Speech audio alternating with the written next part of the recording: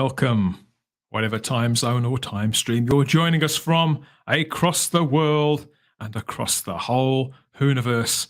We're plugged in and layered up here as the wintry nights set in the UK. That's where most of us are. For more Type 40 Live, welcome back to the Type 40 Cloisters for another couple of hours worth of Doctor Who content just for you from us. With me, Dan Hadley, Birmingham's King of the Geeks, and the rest of them, they're going to be on in a couple of minutes. Thank you for being here, everybody. If this is your first time with us, yes, this is the Spacebook, and it's the best channel you've never heard of. And this is Type 40 Live, the live streamed sister show to the Type 40 podcast that we put out through the Fandom Podcast Network. So much to talk about. There's always lots to talk about in the Doctor Who universe, but more than ever this week, we're going to get stuck into as much of it as we possibly can, as well as beginning our countdown to Christmas. What's on your Christmas list? Have you started making a list yet? Depends on whether you've been naughty or whether you've been nice or not, doesn't it? Let's have a check. I think we'll be able to have a good guess as to which list that you lot are on by a quick scan through the chat, because we are broadcasting live, of course, to YouTube at the moment, the world's largest streaming platform, and over onto Facebook, into the Type 40 Facebook group, and over onto the Facebook page too. Hello to everybody watching or listening along there. Ahoy, shipmate, says Crimpline Doubloon. Good to see you here, Crimpline. Which list are you on? It's definitely naughty. Hello, says the talons of Wayne Chiang. Starry-eyed girl says good evening. She is. And we've got, Cynix. Good to see you, Cy. Lots of familiar names. Daniel Leach, too. Good to see you, Daniel. Hope you're keeping well, mate. Garbage just made it with 7 seconds to spare. That's more than I did. I think we were a touch later, weren't we? Good evening, everyone, says Wendy from the Department of Wendology. Just checking in to make sure we're minding our P's and Q's and getting everything right. Watch closely. Digby Strawbridge says, good evening, Spacebook. Good evening, lovely people in the chat. This is all very pleasant so far. Lots of etiquette, lots of friendliness. This is what we like to see and hear. Welcome back, everybody, and to anybody new joining us, sit back. Hope you enjoy it. You can like, share, and subscribe. Please like the video now. I promise this is going to be a good one. There's so much to get into. Wherever you're coming at with Doctor Who, either in the past, the present, or the future of Doctor Who, there's lots to talk about here on the show with myself here and my friends. Who should bring it first? Oh yeah, she's looking. Yeah, she's definitely ready to come on. She's well lit as well, thanks to her production assistant there. Is he still rolling around on the floor? Let's go and find out when we connect with Starry-eyed Girl. Sounded Sarah, incredibly okay? dodgy. It always sounds dodgy. We've established this already. I always sound fairly dodgy. But you'll get used to me. You'll get used to me eventually, maybe. Are you okay? I'm very well, thank you, yes. It's getting cold. That's why the woolly jumper is out. Yeah, we're all laid up, aren't we? But yeah, apart from the weather, I think it's been quite a bright week for certain parts of Doctor Who fandom. Well, some have taken it better than others, haven't they? But considering that we're both laid up, I've just spotted somebody who isn't. It's the returning mega geek, Ian David Diaz. Looking very cool and collected. Selling his T-shirt in the middle of November. Yeah. It's warm out. Well, I've got the radiator on at the back, so it's quite warm in here. So, yeah, it's a bit cold out there. But, hey, Hey, we're back. We're back. It's I'm that back. toxic masculinity keeping you all Exactly. That's it. We need to balance that out, don't we, with our friend Queen Charlotte Shields. Mm-hmm. Hiya, Charlotte. I'm not even going to respond to that. Oh, no. Let's move along, and bring in the. There they are. Yes, JT is here. He's getting ready for an engagement on Monday with pop royalty, but he's been able to fit us in the meantime. Here he is. Well, for a minute when you mentioned engagement, I actually had a little bit of what? I'm thinking, oh God, no, thank you. Right, yeah, but hi, Spacebookers. Good evening. Nice to see you all. Great to see you, mate. And, of course, it wouldn't be Type 40 Live without this man. The original Lunatic, the one, the only, the ever-youthful, and the man with the word magic. He's going to fire off some word magic in our direction, no doubt. It's Simon Horton. I don't even know how to respond to that one. All I will say is I'm in a really, really good mood tonight, so nobody better spoil my mood by talking about Jodie Whittaker or anything like that, because I'm in a really good mood tonight. Hello, all. He hasn't seen the thumbnail, everybody. He hasn't seen the thumbnail. Oh, Simon, you're in for a rough night. We've got some great stuff to get into, I promise you. So you can like the video now, subscribe to the channel. You get the general gist of it already, don't you? Subscribe to the channel. You don't want to miss the next time we go live either, because you're bound to enjoy this, let's be honest, and share along to the other Whovians in your life. Or the lapsed Whovians. This will make them remember what it used to all be about. That's the general gist of it, isn't it? Because it is getting darker out. I think wherever we are we're all in the UK this time. Wherever we are in the UK, the nights are drawing in, aren't they, everybody? It's getting a little bit colder. And, some of us are broadcasting from the bowels of our home, while some of us are in the very rafters, aren't they, JT? Indeed, yeah, and the countdown's starting to Christmas. Yeah, I can't wait. I've had my eye out for lots of Christmassy, for stocking fillers for the Doctor Who fans in my life, and we're going to go through some of that a little later on, see what we found out. Let's see what crap they're peddling out this year. There is some A-grade tat to look through, but there's a couple of nice things as well. I promise it's not going to be all bad. How about you guys watching along there on YouTube? Let's see what they've got to say for themselves. There must be somebody with a Christmas list on the go. Let's see. We've got a good evening from Blue Planet. Yeah, check it twice. Yeah. Hello, Blue Planet. Alison Stevenson's back. Hello, Alison. Hi, everyone watching and in the chat. Hope all are well. Well, I'm pretty well, I think. We've got a new subscriber. Have you seen? We've got Wookie Fever 1969 has just subscribed. Woohoo! Well done, Wookie. Thank you very much. Wookie Fever 1969. I mean, isn't that sounds like some sort of erotic film from. Or it sounds like a disco track. Yeah, it does actually. Yeah. We'll record that. We will record this next year and we'll put it out. That's a bit more like it, isn't it? Maybe Lucasfilm stole one of their characters from an adult film as well. I'm always on the nice list. Insists the classic 80s fanboy. Do we believe it? Excellent. No. Yeah, I do. No. I believe it. Archie Collins says, Hello, evening all. There's always a couple of coppers in, aren't there? We get a couple of evening alls like that. Has anyone been watching anything on telly recently out of the Spacebookers? Tell me if you've been watching anything on TV. Yeah, let us know what's going on in your lives outside of the TARDIS. Hello. There's nothing on, is there? Dexter's back. I've been watching that. Dexter's back. Dexter New Blood, is it called? Something like that. Yeah. And it's good so far. Midnight Mass. I watched Midnight Mass recently. I highly recommend that. Midnight Mass on Netflix, I think it is. Highly recommend. It's a horror film. It's a horror. No, it's an 8-episode mini-series. I think it's about 8 episodes, maybe 10. No, it's 8. 50-minute episodes. It's really, really interesting. I'm not going to give you anything more than that because it would spoil it for you. But I would recommend watching it. I'd recommend it. Don't watch it if you're Catholic. That's all I can say. Yeah, quite right. It's a bit like that, is it? Yeah. Yeah, well, the first thing I've got to show you is, speaking of the fact that the nights are drawing in, it's getting a little bit more miserable out there, isn't it? I thought we'd take a look about it. Okay, it was still a little bit miserable. Oh, look at But that. this is what misery and nasty wintry weather looked like in 1965. This is a picture that's turned up this week. It's from Max Stenner. Wow. It's of Sturminster Newton Carnival in 1965 there, with the Daleks out in the high street there at Sturminster. They're on the warpath. Oh, sorry, Dan. Sorry. I thought this was a shot from the Christmas episode coming up. I thought these were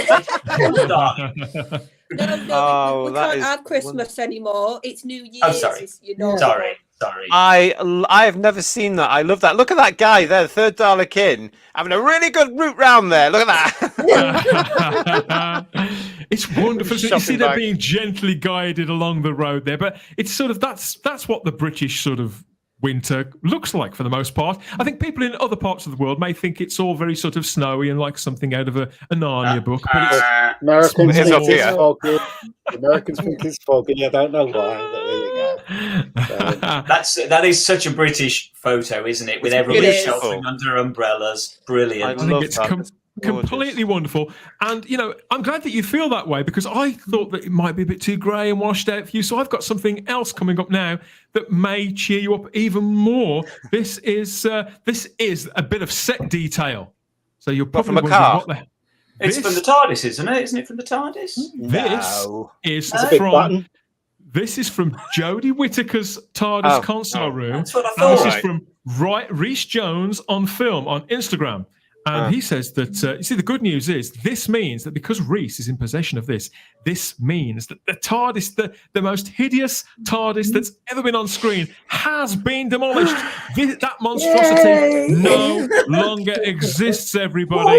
So we are yet again the bearers of the best news. Now, poor old Rhys, he's got this in his home. This is a gift from, he's actually asked for this from somebody in his life, but heaven knows. I think it's part of the wall. It's the top of the TARDIS, it's part of her wall. So it's like is it supposed to be a rondel? I think it's a roundel. Yeah, I think it's kind of a roundel. It looks like something you found on a tyre. Yeah. Well, look, but bear in mind when they've got a massive phallic vibrator in the middle of the console. Oh yeah. I didn't know that was the makeup of her walls. I don't get that at all. Yeah, you don't watch the show, JT. This is a fact, Mega Geeky. This is a fact. Yes, it's that's a bit of good news to get us started off there. But there's been some more good news as well for the Doctor Who collectors out there watching, because this week has seen the release of the Galaxy 4 animation, the 4-part animation in either black and white or colour on Blu-ray and DVD. So that's generally some pretty good news. I like the fact that they're motoring through these, everybody. Yeah. Getting into some Hartnell at last. Is this going to be in anybody's Christmas stocking? That's what I was wondering. Has anybody had it on pre-order, and maybe one of their loved ones is looking after it for them until December the 25th? I am looking after it for Retrodoc if he's in the chat. What's the matter with you? It's Christmas. Why did you tell him he's got? Surprise! So much for Secret Santa. Maybe she's got one for all of them. It's not a surprise. I'm the just British. spoiled his Christmas. It is a surprise now. Exactly. Well, there's been a couple of pictures released this week as well, which I really liked. Of Peter Purvis there with a Chumbly and Toby Haydock recording special content for the Galaxy 4 Blu-ray. Yeah, it was a lovely picture. Peter's into his 80s now, isn't he? He's looking really, really well. And he's got a nice place, hasn't he, Peter? It's a country seat. I think that's what it's called. That Blue Peter gig did him good, didn't it? Well, he did do it for something like 14 years or something, didn't he? Yeah, he sold a lot of tins of cans of pedigree chum as well, isn't he? Yeah, he did. Yeah. That guy. He does a lot of voiceovers now, doesn't he? He does voiceovers. Yeah, he does adverts for over 50. Insurance and all that stuff. I think we could call him a legend, couldn't we? I think we could say he's a legend. He's certainly a Blue Peter legend. He's a British TV legend, I would say. Yeah. And have you noticed he's got the little dog underneath his window there in the picture on the top? No. Dog underneath his window. Yeah. Oh yeah, I see that. Yeah. He's an old softie as well. I think he is an old softie, yeah. And talking about old softies, I have to say I've got to throw some love back in the direction of our friend Matt Pott, who's Matt, who was on the panel with us. He was on the panel, if you remember, when Jodie Whittaker's departure was announced. He came on the stream with us. It was brilliant fun. Gave us the perception of Doctor Who at the moment in Australia. Yep. But he's also been all over social media this week. I think it was Sunday's episode that's just been broadcast. He went straight to his drawing board and produced this wonderful cartoon. So I had to get this up on screen for you. Brilliant.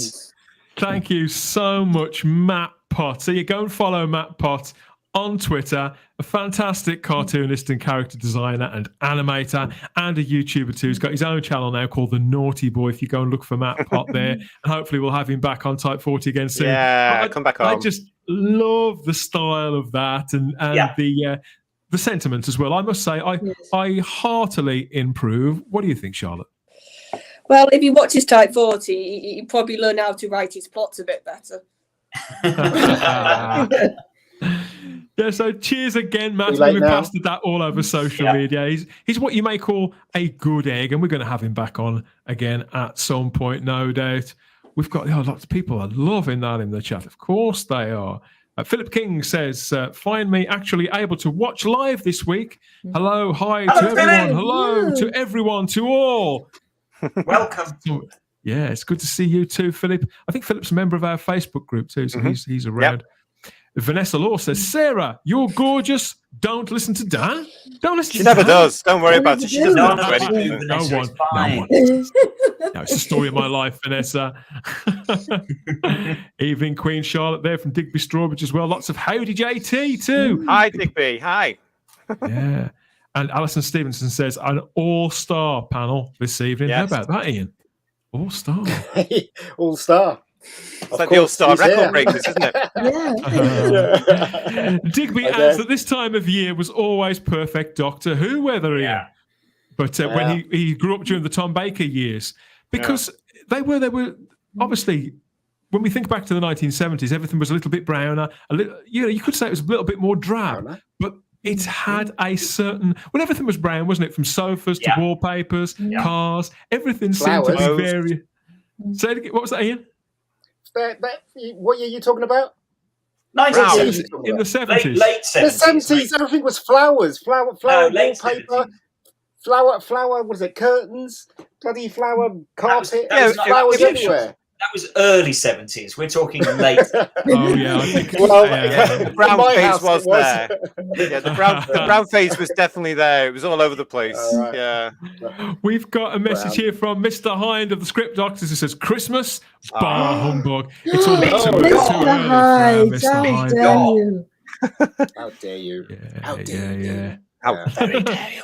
We have more news as well about another friend of the show. But I wonder if any of you could possibly hazard a guess as to where this picture was taken. Oh, yes, I know. I know that one as well. Any clues, anybody? So do you want to inform people, Simon? Where was this? Yeah. This was at the weekend. This is up in Allendale, one of my favourite places in the world, where Neil Cole's brilliant Museum of Classic Sci-Fi is, and he's recently reopened after COVID. And there's Sophie Audrey. There's Neil on the middle. Oh no, sorry, that's Neil on the left. That's Davros. Silly me, sorry, Neil. Neil on the left. With, of course, Sophie Aldred there on the right-hand side, on the other side of Davros, and she went there to officially reopen the museum. Sophie has become a real fan of the Museum of Classic Sci-Fi. She was up there. Was it this time last year? I think it was this time last year or the beginning of this year. She went with Keith Barnfather to record all the links for the lockdown video that Real Time Pictures put out, and so since then she's just become a real friend, a real devotee, an advocate of the museum. And so she was up there this weekend, just gone, reopening, and Neil got some fantastic guests up there, as you can see: Davros, Sontarans, Vok robots, Cybermen, Daleks, the works. I think they were all there, weren't they? They were all there. Monsters. He even got two different Davroses. I think he got a Wisher Davros and a Malloy Davros. I mean, that's cool. And they got the sunshine, as we can see as well. So I'm so pleased. And Neil, bless him, is just getting over COVID. So Neil, we send you our love. And I know he's still struggling a bit. So here's to Neil getting better much sooner. But everybody had a fantastic weekend. Poor guy. Yeah, and Neil is very much a friend of the show. He's been on the podcast several times. He's been on the live shows as well, Ian. So Allendale.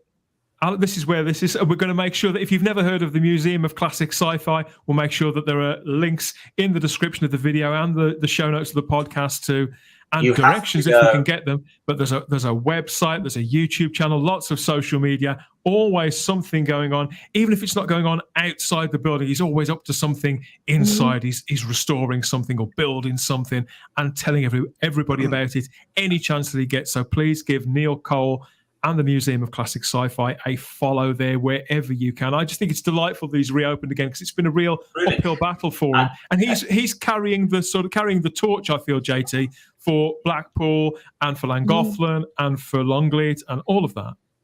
Very good. He is. Let's not forget, that's if you want to see Broton the Zygon, that's the place to go, because that's where That's the only place to go. Being lent over by Mike Tucker, very very kindly loaned. God, I thought you said bent over there. Jeez. No.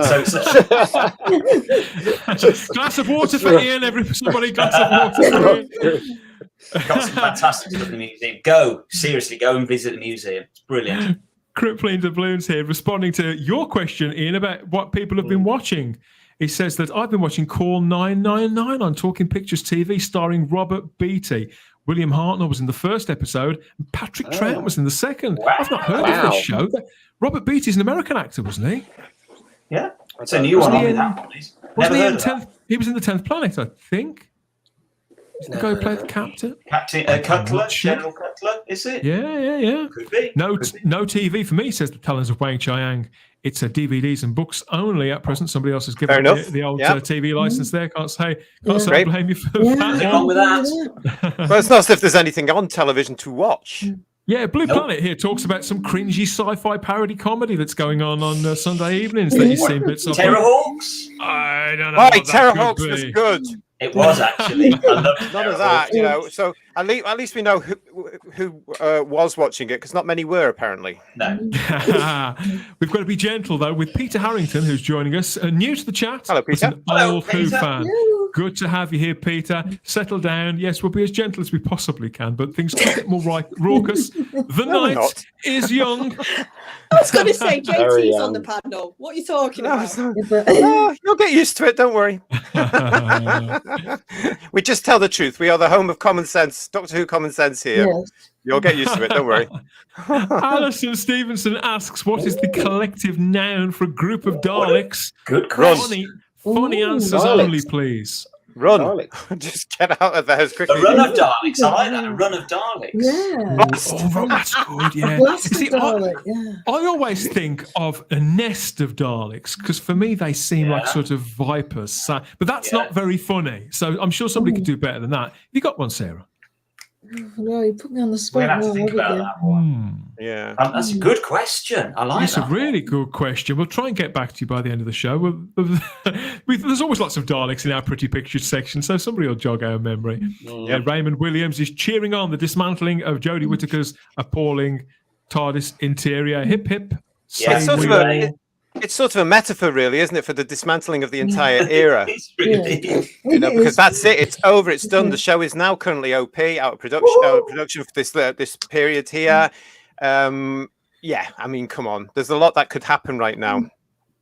There is indeed. I like Garbage is coming with a suggestion, a huddle of Daleks. I like that. Huddle of Daleks. A trundle of Daleks from Digby Strawbridge. A trundle of Daleks. Digby. That's got to be it. Yeah. It's got to be it. Yeah, I like that. Digby's also crossing his fingers for the season 17 Blu-ray. That's still due to be released just before Christmas. It's delayed by 1 week, though, isn't it? It's only 1 week. Yeah. Good evening, all, says Julian Raxel. There's people drifting in even now. Good to see. It's not all been good news this week. We would be remiss if we didn't pay our respects to a couple of Doctor Who supporting actors who have left us in the last 7 days. So first of all, I want to talk about this guy. For a time, probably one of the best unknown but known faces on British TV. This was Henry Wolfe, who was a British actor, theatre director, acting teacher, who was, I understand, living in Canada until recently. He'd been an actor for decades. Now, we know him from the Sunmakers, don't we, JT? He had a pivotal role in that as the villain. We can see in the picture. But for children growing up in the 70s and into the 80s, his voice, his face, he was all over television, wasn't he? He was all over television, but it was the Sunmakers, of course, that many of us would have been introduced to him. And it was just his performance, which was just exemplary, wasn't it? Because, you know, it was actually quite frightening. Yeah, he put that voice on. He had that posture.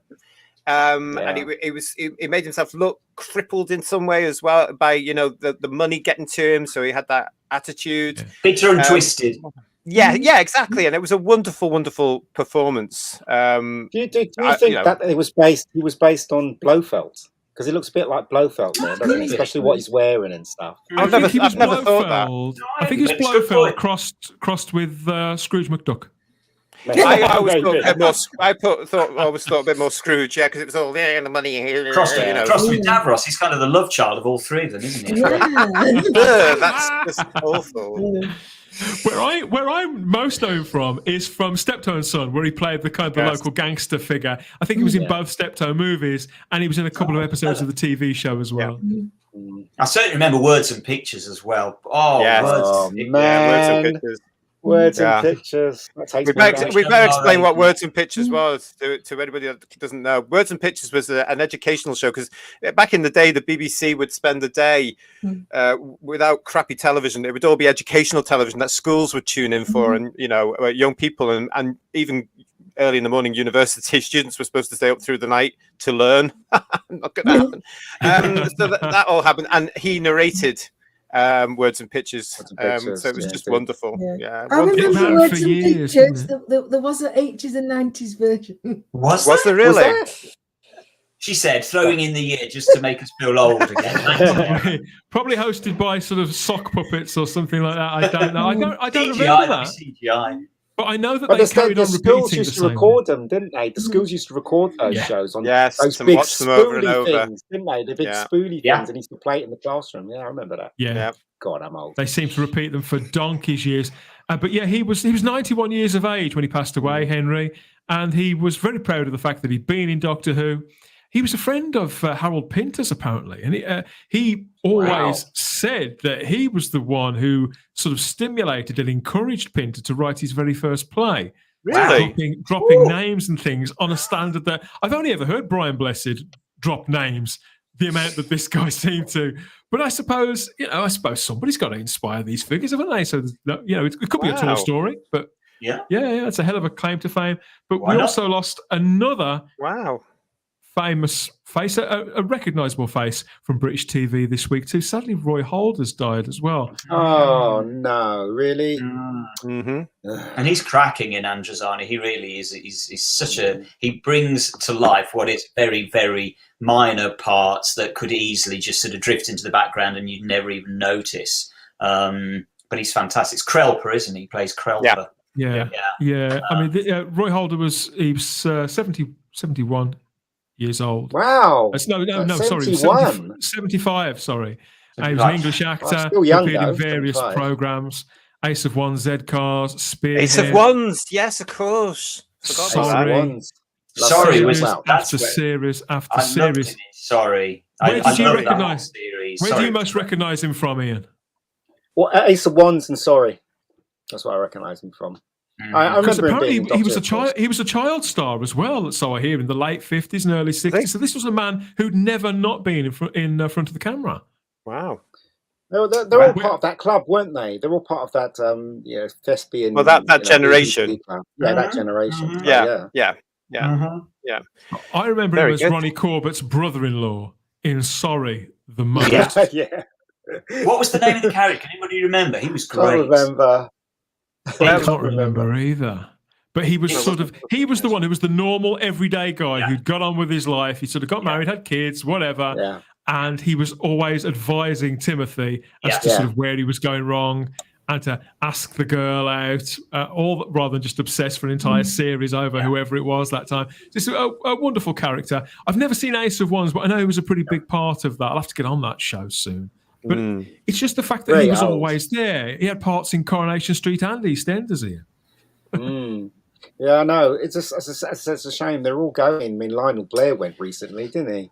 Yeah. That was very, very sad, because it felt like Lionel was the last of, with Una Stubbs going as well. She passed away in the summer. It feels like they're the last of this sort of old breed, old entertainers. Yeah. Variety. It's really sad. Yes. The variety generation. We haven't got many because Doddy's gone, Brucey's gone. Yeah, there's not many left of proper all-round ententertainers. Because there's no all-round entertainers anymore. Apart from Barrowman, I'm going to mention him. John Barrowman is an all-round entertainer, but there's not really many left now that I can think of. Well, the guy who plays Wolverine, he's an all-round entertainer as well, isn't he? Started from not really the same as Brucey or Una or.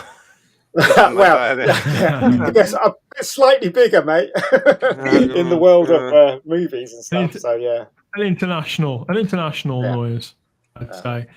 We've got, as regards Doctor Who news, though, this week has been full to the brim, really, of the reception to the current episodes that have been premiering on BBC One every Sunday under that curious umbrella title of Doctor Who Flux.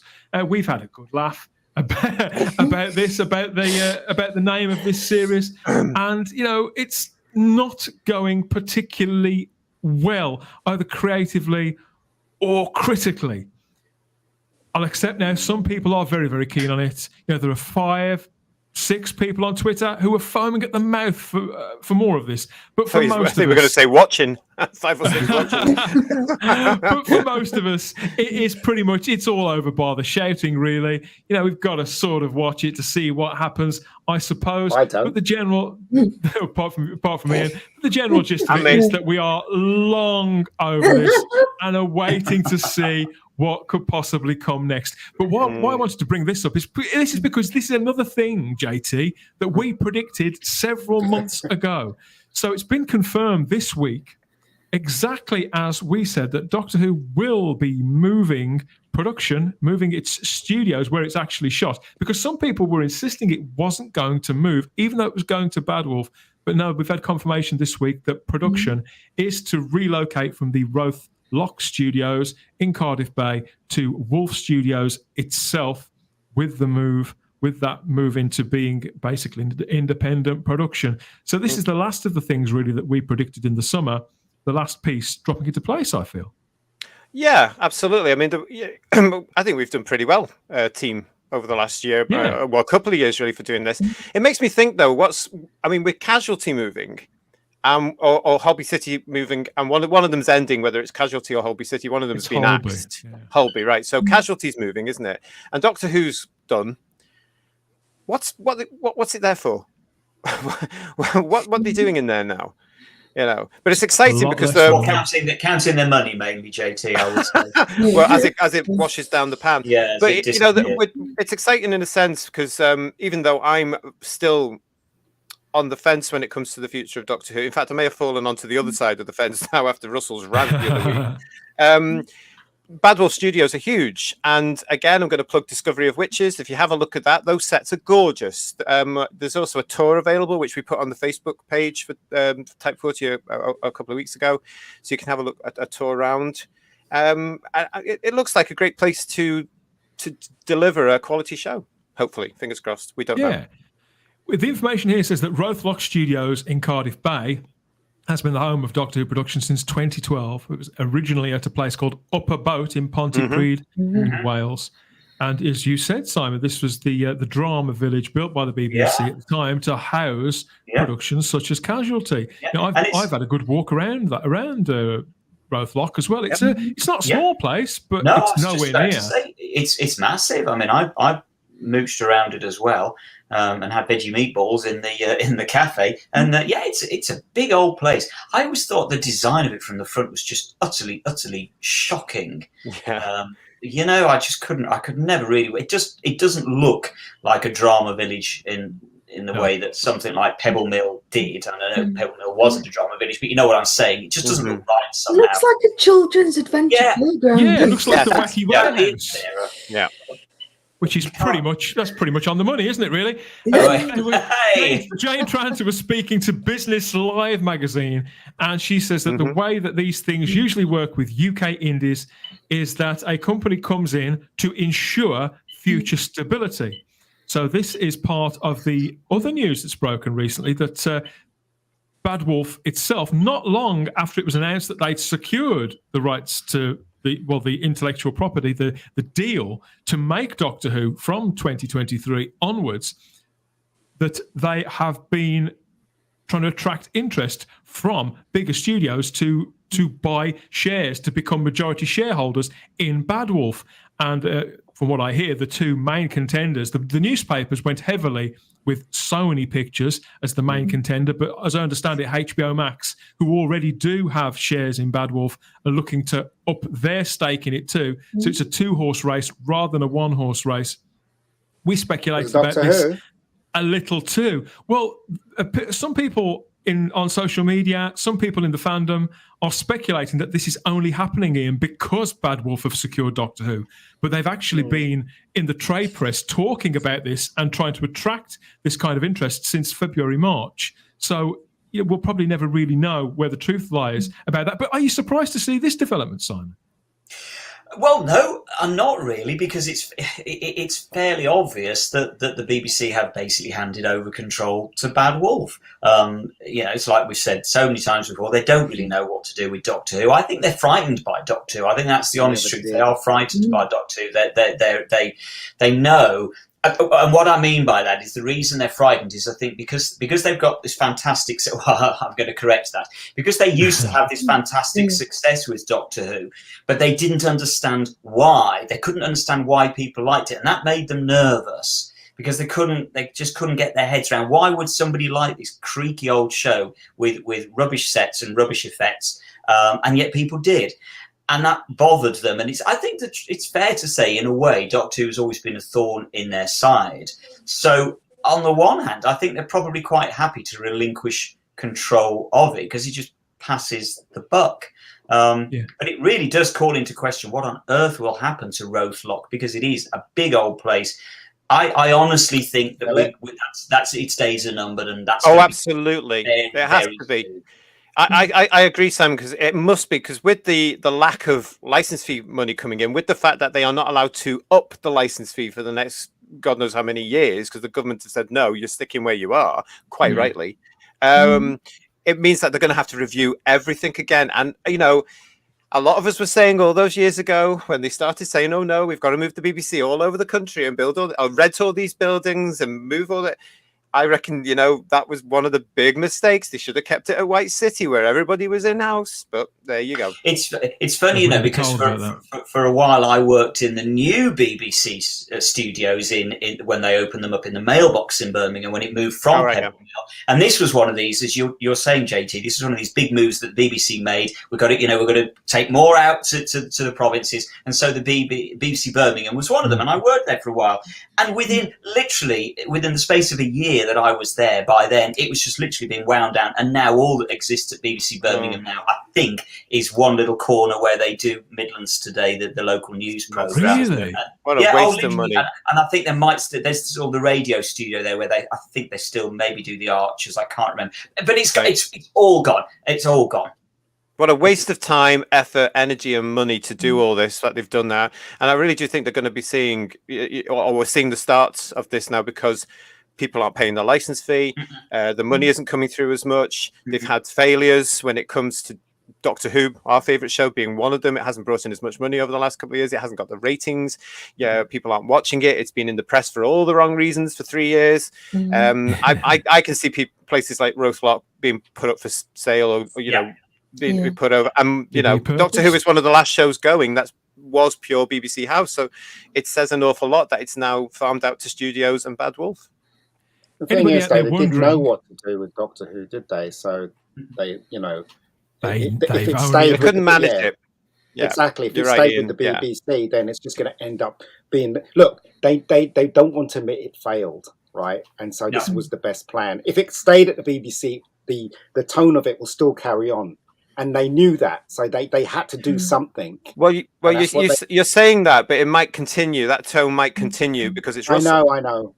So we don't know what's going on. I'm hoping that somebody will rein him in a little bit and be able to say, no, this has to make money now. Yeah, but it's not just Russell. If you think about it, it's Jane, it's Julie, and I know that's what I'm hoping. Before, so you can say, well, maybe that will make him softer. Steady but if anything, influences. I'm hoping so. Yeah, I think this is their production company. The difference is back in 2005 onwards, they were working for Russell in a sense. They were sort of part of his colleagues, part of his team. Yeah, they're his entourage, really. Yeah. But now they're in charge. They're their own production company. Now they're in charge. So I think Russell will have some temperance around him, which is good. That's what I'm hoping. I'm hoping they bring him down because Russell is very, very powerful. And as they've also, as the Bad Wolf statement said, where he goes, where we will follow. So, you know, I have major concerns after what's gone on recently with Russell T. Don't Drop the T. Davis. And, you know, that whole thing, I just think, oh, God, I hope that they're training him. I hope they realize that this thing now does have to make a lot of money. It has to be popular again in the United Kingdom. And it does now have to be popular around the world again to get that money.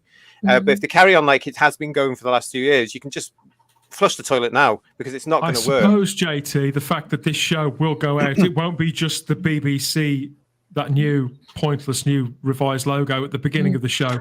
This will be badged as Bad Wolf Studios Productions. It will be their logo that's right at the end credits, plastered all over everything. You know, they will, in taking on a national institution and an internationally known intellectual property, a valuable potentially intellectual property still, they cannot afford to be the ones who tank this forever, can they? So, you know, by emblazing their logo across this, by taking ownership of this, I think that they're going to have to go for the populist brand, Ian. I have a source, a person at the BBC, and I don't know if it's true or not, but this person's been telling me that they're pressuring Russell T because they still want to continue with I don't know who's pressuring them, whether it be Wolfe or BBC, whatever, because they still want it to be a woman. So there's a bit of pressure on him at the moment. So there you go. I can believe that Piers Wenger's pressuring him or has an opinion about that, and would probably. I don't know. There's a lot of talk about that from obviously certain fandom on social media. So that's where that might be coming from as well, because there's an awful lot of myths going around now, and certain makeup thing. Oh, Russell Don't Drop the T. Davis has said this, or Russell has said that, and it's just absolute nonsense. I mean, Russell's gone on record and very quickly over the last few weeks to say, I'm not prepared to talk about Doctor Who yet. My Doctor Who is way off. You know, you've still got another year yet. It's going to be November 2023, for heaven's sake, and all this. He's brushed it off, and quite right too. That's what he needs to do, because it is a long way off, and he's got another project coming before that. We've explained this before, haven't we? Because we've been asked about this too. Russell T. Davis has another production to come that will screen on Channel 4 sometime next year. So he will be deep into the promotion for that, exactly the same way he was with It's a Sin. He's very loyal to his actors and the people that he works with, isn't he, Simon? Yes, absolutely. And so I think he really isn't going to start talking about it anytime soon. What I think is interesting, Peter Harrington, I can see, is asked in the chat, do we think that this is the beginning of the end for the BBC? Well, actually, I think it might be.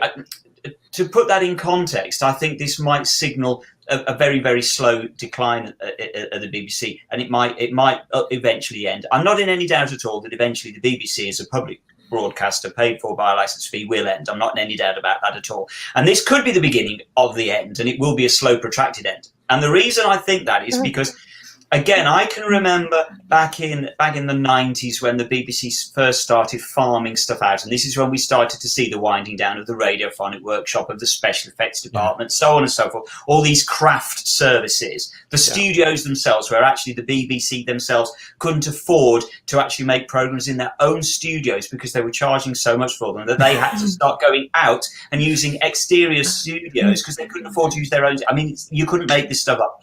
And so Americans watching and listening now out there just thinking, what?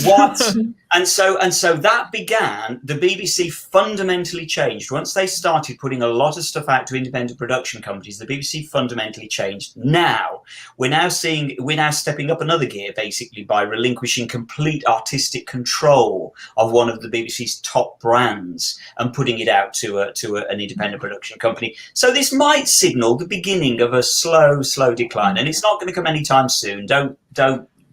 It's a shame, really. I do like the BBC before they went woke. I agree. So do I. Yeah. So do I. We should be totally clear here. I know we do a lot of knocking of the BBC on here, but it's really only in the past few years that I've started to knock them. I stood by the BBC for decades and defended Simon, them. I don't know about you, but the only reason why I knock them and why I am completely behind defunding the BBC, I think that's a viable movement. It's something that makes perfect sense and is overdue to fund the BBC. I only believe in that, not because I want to destroy the BBC, it's because I genuinely believe that the only way for the BBC to go forward and continue to exist is to be defunded, and to embrace that. It's inevitable. They may as well grab it, run with it, innovate, restructure, and rethink everything. Then they've got the best chance of being around for a lot longer. If they don't embrace the hard reality of that they're going to have to, that they will be defunded, they will be whatever in the next generation coming through are not going to have TV licenses. Not a chance. It is going to happen. They will only survive in a strong position if they voluntarily go into this defunding process of their own will. And let's be honest, we'd probably all like them and respect them a heck of a lot more for it. And we'd probably stop knocking them quite so much if we weren't vexed that we were. Everyone can see the writing on the wall, except for those who work at the BBC. For anybody who's wondering about Rothlock and Bad Wolf, this is roughly how far Doctor Who production is moving. So at the bottom where the little red arrow is, I don't know where this picture's come from, by the way. So full credit to you, whoever you are. But that's Rothlock there, the bottom red arrow, and there's Bad Wolf Studios. So it's not that far at all, Ian. No, it's a stone's throw in some respects. Yeah. Can I answer? Was it Peter that put that excellent question about the BBC there? Yeah. Peter, personally, I think the end of the BBC has started, because over the last 2 years we have seen 180,000 licenses cancelled in the United Kingdom. We have seen major changes happening. You can look at their output now. It's not that good. Reality television is incredibly cheap and very easy to make. It doesn't need to do much on there. You can see the quality's dropped. There's been a huge amount of backlash when it comes to their news coverage and alleged biases. You can see over the recent weeks, the Stonewall question has come out about the BBC, and the fact that a lobbying group has really been pulling the strings in so many areas of the United Kingdom, very sadly, but with the BBC especially, it's utter nonsense. You can see from their viewing figures. I can't stand it when Doctor Who fans especially say that you know viewing figures are irrelevant and people don't watch live on the night now. Of course they bloody do. What's the point in making a show if nobody's going to watch? And I'm always quite happy to say to people, well, actually, when they put something like Line of Duty on and that's going to get 9 to 10 million on the night, and then that's celebrated, don't be telling me that people won't sit down live to watch a show. So I think the BBC have become aware, especially in the last few months, we have a real issue here. I'm interested by Vanessa Law says in the chat, Capaldi is not happy with them at all. I presume. No, he's not. No, he's not. What's that? Have I missed that? What's that all about? Capaldi has started speaking about gently. Doctor Who. He's spoken more about the role than anything else. The way that he's described how the role is at the moment. He's said that he wanted to take it into the dark and wintry night, whereas the BBC seem happy to have turned it into some sort of... I can't remember his exact words, Ian, but he described it as... They imagined the character as this magical little imp. The imp. Exactly. Those they kicked him out. They kicked him out and basically they wrecked Doctor Who. And you know what, JT? Not only Doctor Who, they've literally put their stupid agenda right across the board, from news bulletins to everything. And people just don't want to see that stuff. That's why totally, Ian. I mean, it's we've had this conversation many times on this show. Please do go back and look at a load of the shows because they're all there for you over the last year. But we've had this conversation, and it's got to the point now where I genuinely have this feeling that the British public are fatigued with the BBC. Because every time they'll switch it on, you can tick box with every single bloody show. I believe that Strictly Come Dancing has actually broken actual traditional ballroom etiquette by having a gay male couple on there. Now I am gay. I'm not bothered. I think so. I've been dancing with other men my entire life in clubs and stuff like that, and doing stuff and dancing with fellas. You know, so I'm not bothered.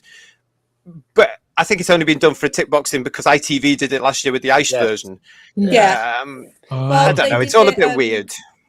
But you know what, right? My mum, as I said, my mum said the same thing, JT. My mum literally rang me up and she said, Ian, there's two men dancing on screen. Do you know what I mean? So my mum used to watch a lot of BBC, but she doesn't anymore for some reason.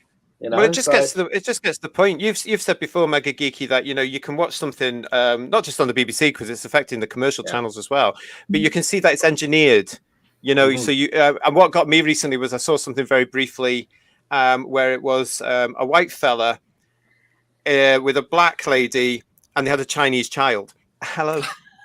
Oh my God. Since the last time we got together here and talked about the current state of Doctor Who, obviously the Flux series it's now like halfway through with 3 episodes into 6. What the Flux? And what is the Flux? Oh, who knows? Who knows? Oh, we don't know yet. Who Okay. cares?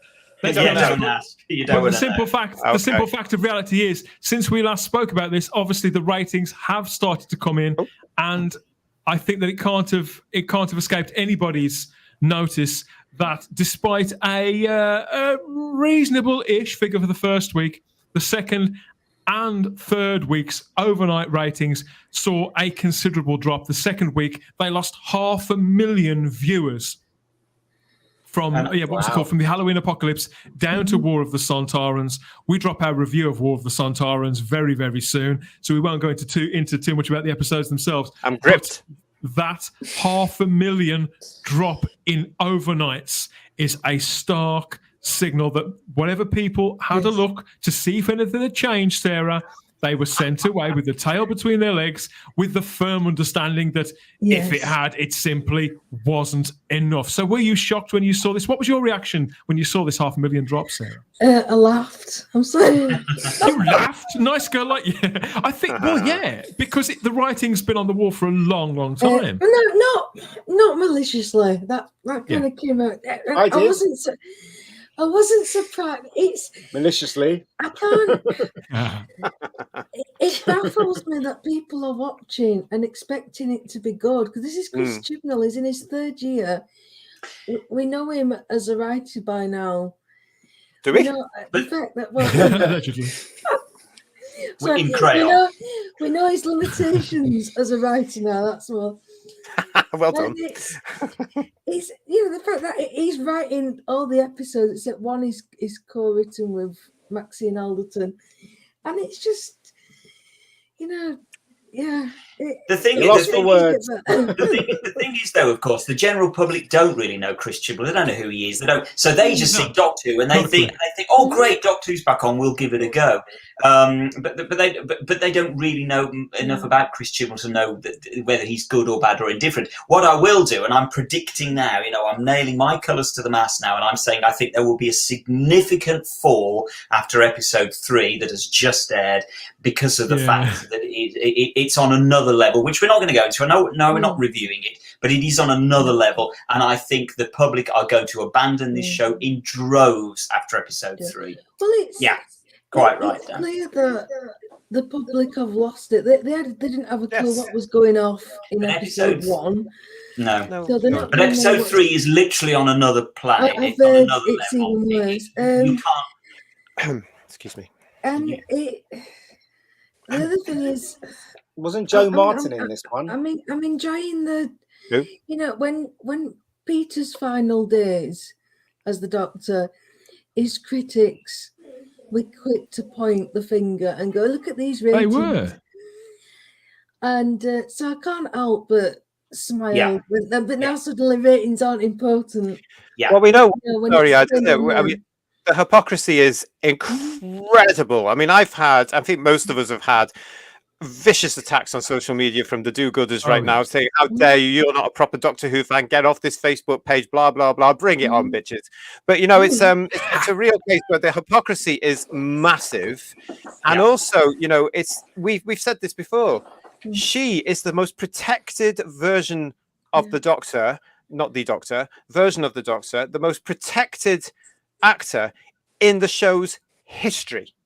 Because she's a woman. I haven't seen any lead actor in any mainstream show, national or international, protected from even the tiniest of criticism more than this woman. This is a grown woman. I keep saying this. She's nearly 40 years old, not a child. I mean, Charlotte, I'm sure you agree that the pandering here is we don't want to be protected.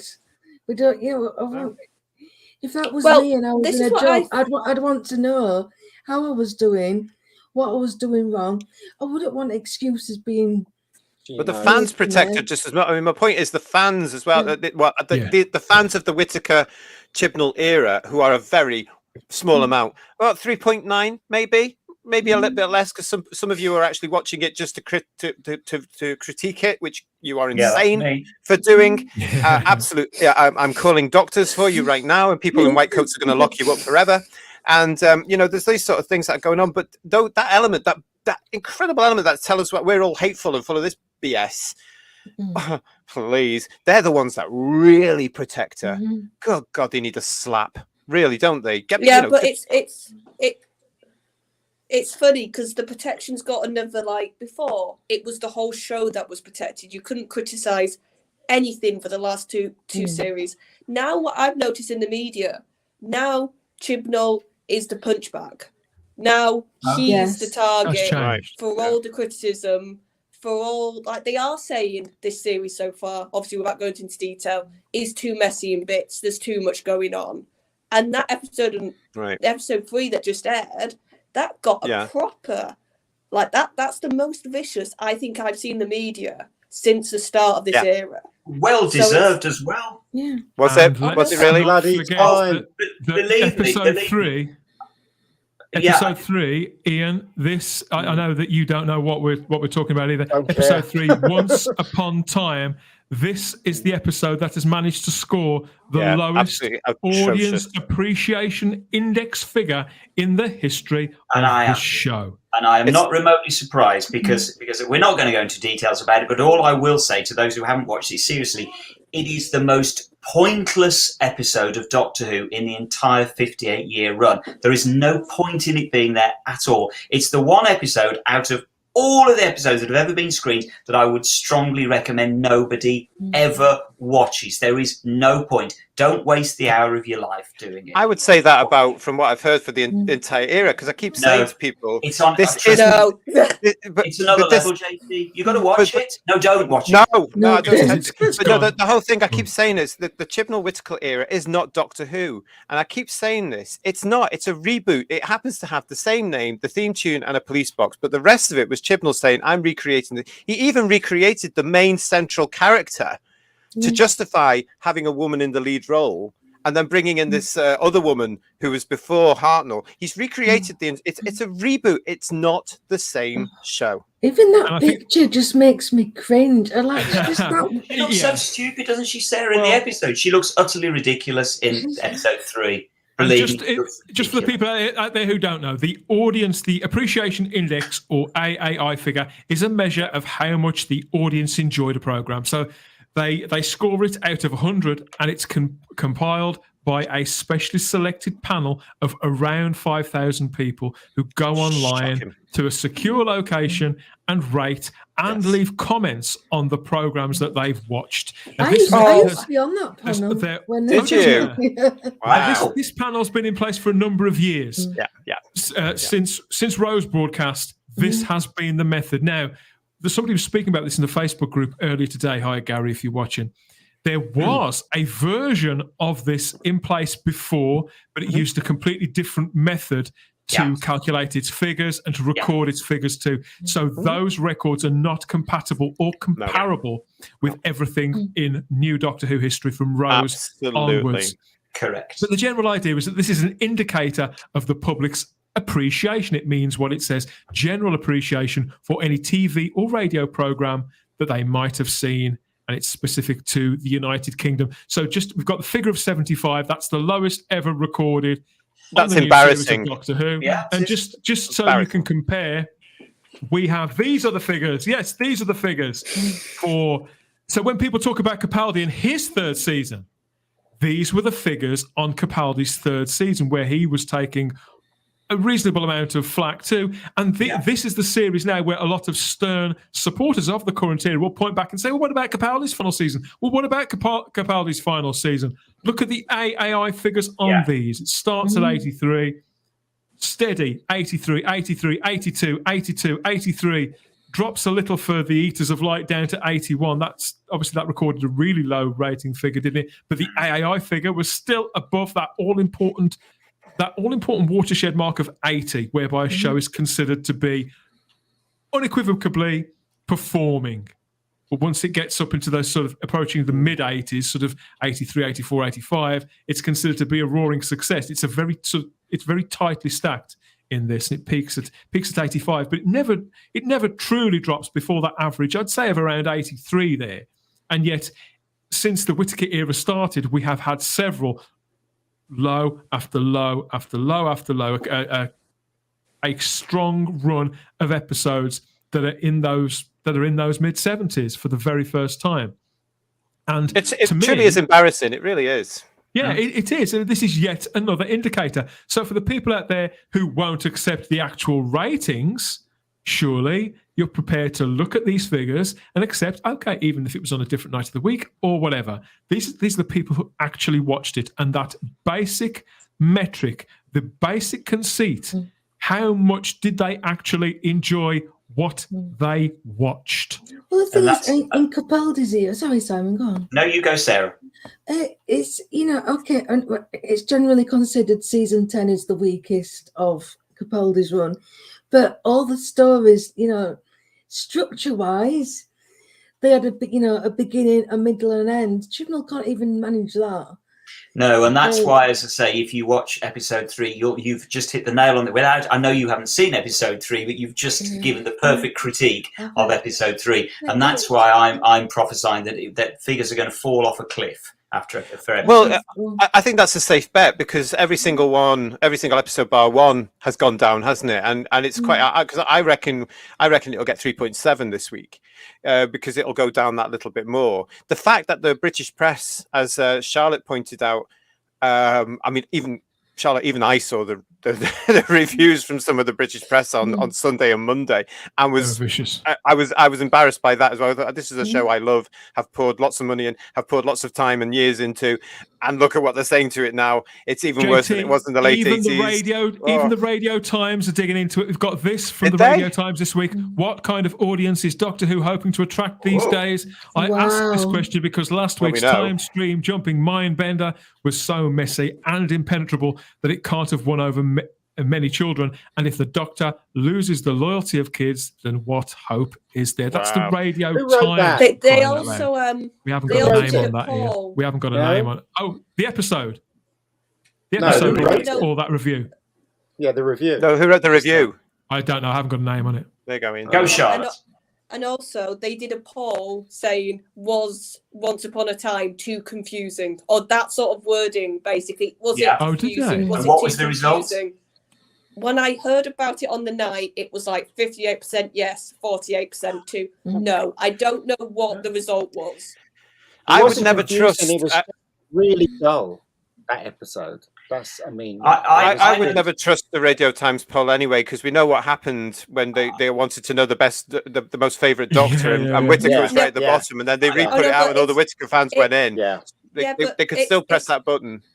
Yes, but it's the fact that they even had to do that poll, which I thought was telling, that they were even saying it out loud, that, could that have been a bit confusing? And it's what I was getting at before. It's all the shielding, all the pretense, all the defending has now gone. And I think, honestly, that's another thing which is affecting these viewing figures, because in the last 2 series, if the press is telling the general public everything's rosy, it's brilliant, some people will believe that.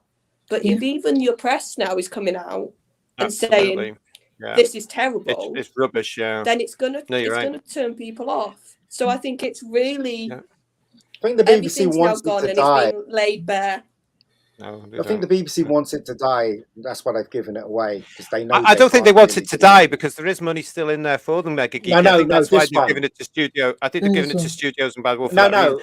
Yeah, they tell me this one. This one. I don't. This particular season. I think there'll be too many people there in the BBC that still think this is the best thing. Can I just point out something that came up in the chat there? Who was it? I can't remember. I've lost it. Raymond Williams. He pointed out that the last Capaldi series was at a totally different time of the year.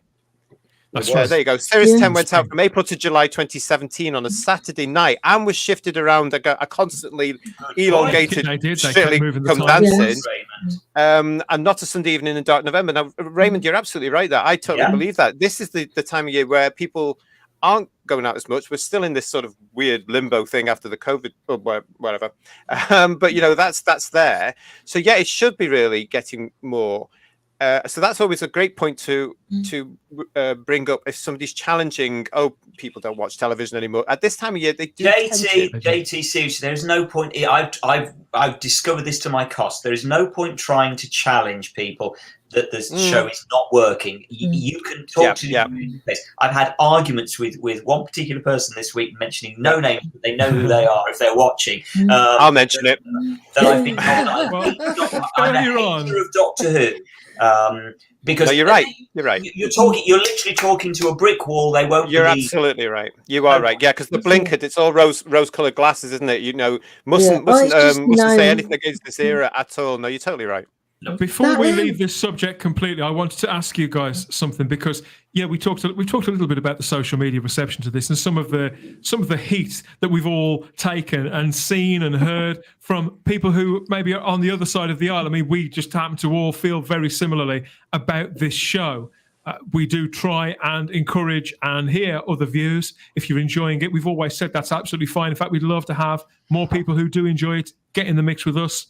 On the panel, in the chat, whatever. But if you're brave enough, bring it on. As the news, but they're fewer and farther between. They genuinely are. You know, every poll that comes out, people have turned their back on it. They're just not interested in whatever's going on in Doctor Who Flux, as they're calling it. But this week, obviously, with the news about the ratings, these 2 consecutive weeks now, that big chunk of 500,000 viewers lost, and pretty much the same figure this week. In fact, it was slightly lower again. We've been publishing those ratings on the Type 40 Facebook page, as we have been doing for around 5 years-ish, always putting those ratings out, whether they fall or whether they rise. We put those ratings on the page and we share them, and then we talk about them a little in the Facebook group or together when we're on panels such as this, or privately. That's what fans do. Well, just in the last couple of weeks, and people have always been generally pretty happy with that. Particularly when Jodie Whittaker first started, those first 2 weeks with the huge ratings, people were more than happy to talk about ratings, and ratings were more than enough. But just this week, and I don't usually answer things like this because people do, everybody's entitled to their opinion, and it's not like I think that we're infallible. But I've had several people on social media get in touch with me and, fire a few shots at Type 40 saying, well, here you are, you publish and make a big deal of these ratings, but everybody knows that overnight ratings don't mean anything anymore. You shouldn't be publishing these because they're next to meaningless. This is 2021, not 1987, I was told this week that I was a dinosaur. But more to the point, they followed that up, Simon, with why are we reporting overnight ratings at all when we should be concentrating on the audience share figures instead? Which percentage of the viewing audience that night were watching Doctor Who, and the fact that it may be in the top 5 watched programmes on the BBC or top 5 programmes on TV that particular day. There's a certain amount of people, generally people who are a little bit younger than us, who do believe now that overnight figures are meaningless, and it's these figures that mean everything, this audience share. Now, several of you guys have worked in television, in broadcasting, in one way, shape, or form. I know why I believe this to be erroneous. I won't say that the audience share isn't important. It's certainly interesting, and it's a parallel statistic runs alongside. But we have never reported that. We've never had any interest in people willing to hear this, in fact, until this last 2 weeks. It's as if they're clinging onto it as the only statistic that can be spun anymore. So what I was wondering, see, I believe that people have always had other shit to do in life generally. The fact that there is now lots of different TV stations, and there are other shows on TV that may get less viewers or may get more. For these purposes, it's sort of by the by. So I was wondering what your thoughts were in particular about this, Simon. Why don't we focus more on the audience share? Have we been missing something here? Have we not been fair? Shall I tell you why we don't focus more on the audience share? Because that's what the broadcast industry doesn't focus so much on the audience share. They focus on the ratings. That's what they're interested in. They're interested in ratings. I've had so many rows with people online about this in recent days and weeks. Have you? Yeah, that's look for people who've worked in the industry, and there are several on the panel this evening. We know that's what the broadcaster is interested in. It's the ratings. And the other myth that has got to be dispelled, and I'm sure we did this last week, but we've got to do it again, which is that the BBC aren't bothered about ratings because it's only commercial broadcasters that are interested in ratings because they need them for their advertisers. Wrong. It's just categorically wrong. I've worked at the BBC. I've lived and died by ratings. I can assure you that because I failed. There is at least one program where I got disastrous ratings, and I never worked at the BBC again because I wasn't. So I can assure you, I can speak from experience. The BBC needs their ratings. Can we just dispel this myth once and for all? See, the way I see it, JT, is why to compare to Doctor Who, you're sort of measuring Doctor Who's success at meeting its remit, at its ability to entertain. You're measuring its success by how crap other shows may or may not have been that were on in the same 24-hour period. Absolutely. I mean, this makes me laugh. I agree, obviously, with what Simon said there, because that's true. It's absolutely the way. The whole thing about any show, as various producers throughout the years, and most recently, I think it was Moffat and Russell Don't Drop the T Davis said, where ratings were important simply because you spend money on a show and you need to know how many bums on seats you get on an overnight show. So the overnight figure, the people that watch on the night, is still relevant and still important because it shows you how many people went out of your way to watch your product. The consolidateds, as I was always asked, on Doctor Who are still down, by the way. But, I would always argue you can't really look at the consolidateds properly. And I'm having this conversation with BARB, by the way, to say you can't really do that for Doctor Who because rabid fans will go back and watch it over and over and over and over, therefore pushing it up a bit more. It's not a true reflection on what the public are doing. So when fans are coming out now looking at this, Dan, you mentioned it before, totally agree. This is the last grasping of a straw to try and justify the fact the show is okay. It's not okay. We know that. It's proven. And it is them saying, well, with the audience share. Also, it concerns me that they brought the audience share into this because are these British people who just don't understand how the BBC works, or are these foreigners that don't understand the BBC? Sometimes I have this a lot from people who live in other parts of the world who only ever hear about the BBC, who they know there's such a thing as a TV license, and they think they understand the landscape of British television. And some of them may do. I don't want to sound patronising. Some of them may do, but more often than not, when I get reasonably deep into a conversation with them, you find out pretty quickly that they're just repeating things that they may have heard, and a version of that. I mean, there is the simple fact, Ian, that this is 2021, and regardless of how many people chose to watch Doctor Who or anything else on telly that night, there's also a way bigger number of people who, for one reason or another, prioritized other elements of their lives, aren't they? That's what makes me laugh about this whole narrative. Yes, the way that we watch TV is changing, but the way that people have always had stuff to do. They've got families, they've got meal times, they've got dogs to walk, or whatever. The fact that they may be distracted by DVDs or PlayStations or whatever, well, how do you view it? You can watch the Doctor Who, especially this version of Doctor Who, anytime. It's iPlayer, isn't there? And there's and there's other forms to watch it as well. But it's rubbish to say that the ratings don't matter. I mean, look at what is it? The Squid Game, right? People, thousands or millions, even millions of people watching the Squid Game, right? And that's on Netflix, right? And that show became internationally famous because people were talking about it. That's not what's happening with Doctor Who. The scripts are so bad, nobody wants to watch it. People are catching on how bad the show is. That's why the rating's going down. There's no grey area there. It's common sense. That's what's happening. Why are people bringing up this crap? I don't know. You've made an interesting point there, Ian, as well, because I noticed that Ryan Reynolds, God love him, I do like him, he makes me laugh, and Gal Gadot's latest film on Netflix, Read Something or Other, was the most downloaded film, as Netflix would say, last weekend. Now, that's a rating. And that shows you how important that is. So, yeah, ratings are important. The overnights are still over. You know, certainly if I was to produce a show now, I'd be terribly worried the day after my show had gone out, because I'd be like this. How many people watch the show? How many people watch the show? And that was part of the thrill. It was part of the excitement, but it was also part of the stress of putting yourself into a show. It's totally relevant. And I don't think, in fact, I'm sure that people involved in the BBC and with the news team that are coming on board are very aware of those ratings. Yeah, and I would also say having low ratings feeds into lots of different things, because I've noticed, because I happen to live in a house that has a license, so I do see how the BBC advertises its own shows. Yeah. Shocker. And I know, and I've noticed you wouldn't know Doctor Who's on if you just watch BBC normally.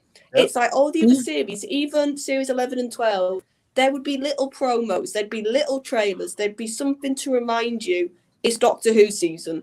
And with this one, there's nothing. And that's what I mean by your ratings.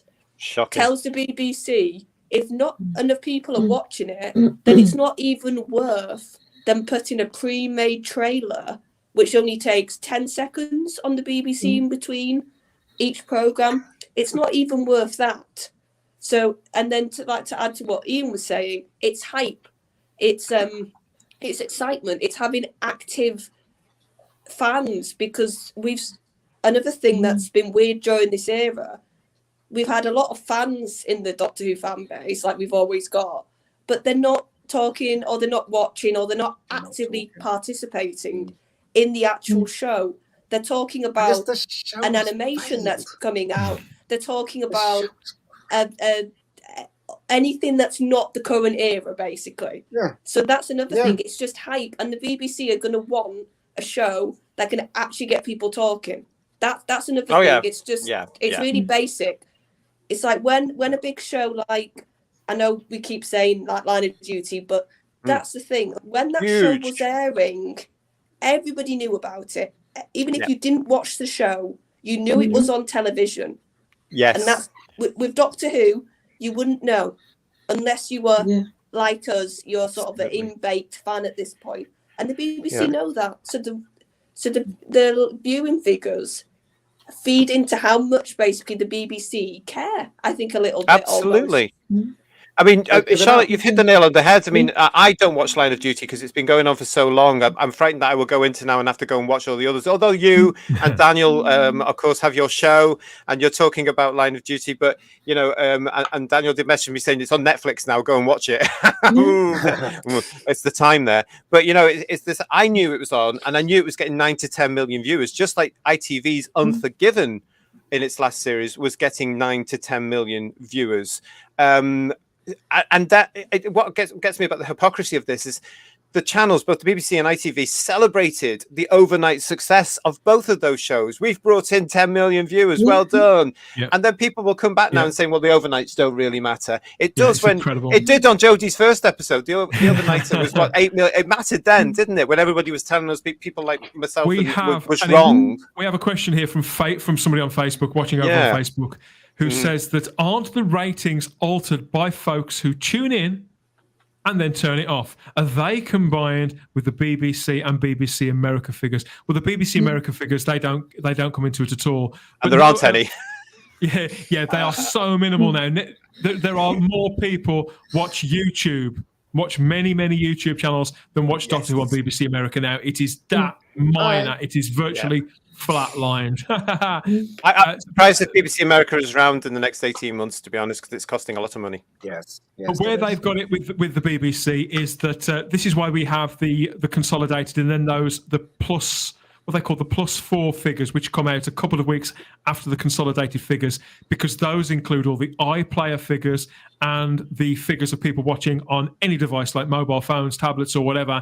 And one view on those, you only have to be watching the show for, is it 4 minutes, something like that, before it counts? I think it's even less than that now, Dan. Yeah, it's less. 2 minutes, I think, Yeah. So figures figures have been massaged, and there's no, this is right across the industry too, not just the BBC and not just Doctor Who. I think we can leave this subject for now with a quick smile and just imagine that maybe there it is. Yeah, we can only hope. And it was all a dream. Yeah, we can only hope. And again, I think that our opinions on what may be in the future of Doctor Who over the next 2 or 3 years, they may change between now and then, because we're going to go to bed and get up a few times in between now and then, and the shape of whatever all new Doctor Who will be under Russell and Bad Wolf will start to become more apparent, and we shall see. We'll be here as ever with our undiluted opinions, bouncing them around with the people watching in the chat too. You'll always get genuine fan opinions from us about what we truly think and where our instincts lie and whatever we hear too. But now I think it's time to race back to the more cozy, more assured shores of the past, the classic, and the recent past too. Proper Doctor Who. Kind of Doctor Who that puts a smile back on our face, that can only be found realistically within the pages of the Doctor Who diary. So, Simon Horton, I think it's that time to hit the sting and go back through Doctor Who past.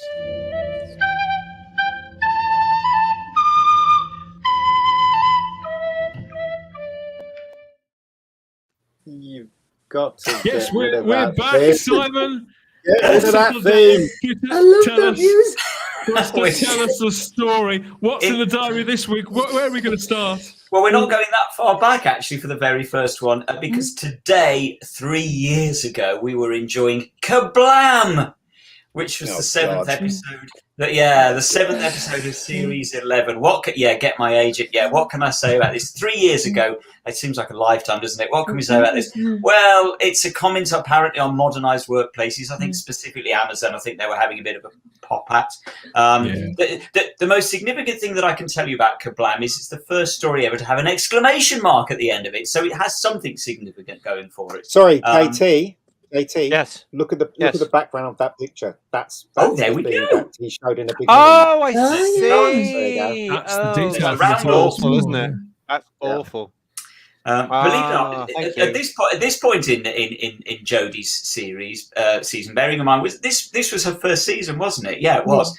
Yes. I turned off at this point, so I have absolutely no concept whatsoever whether this was any good or not, because I'd stopped watching it. 7.5 million people had not turned off; they were watching it. It's figures that we could only dream of now. 7.5 million views. So it was really Jodie at her peak, I would say, at this point. Yeah. Anybody watch it and enjoy this one?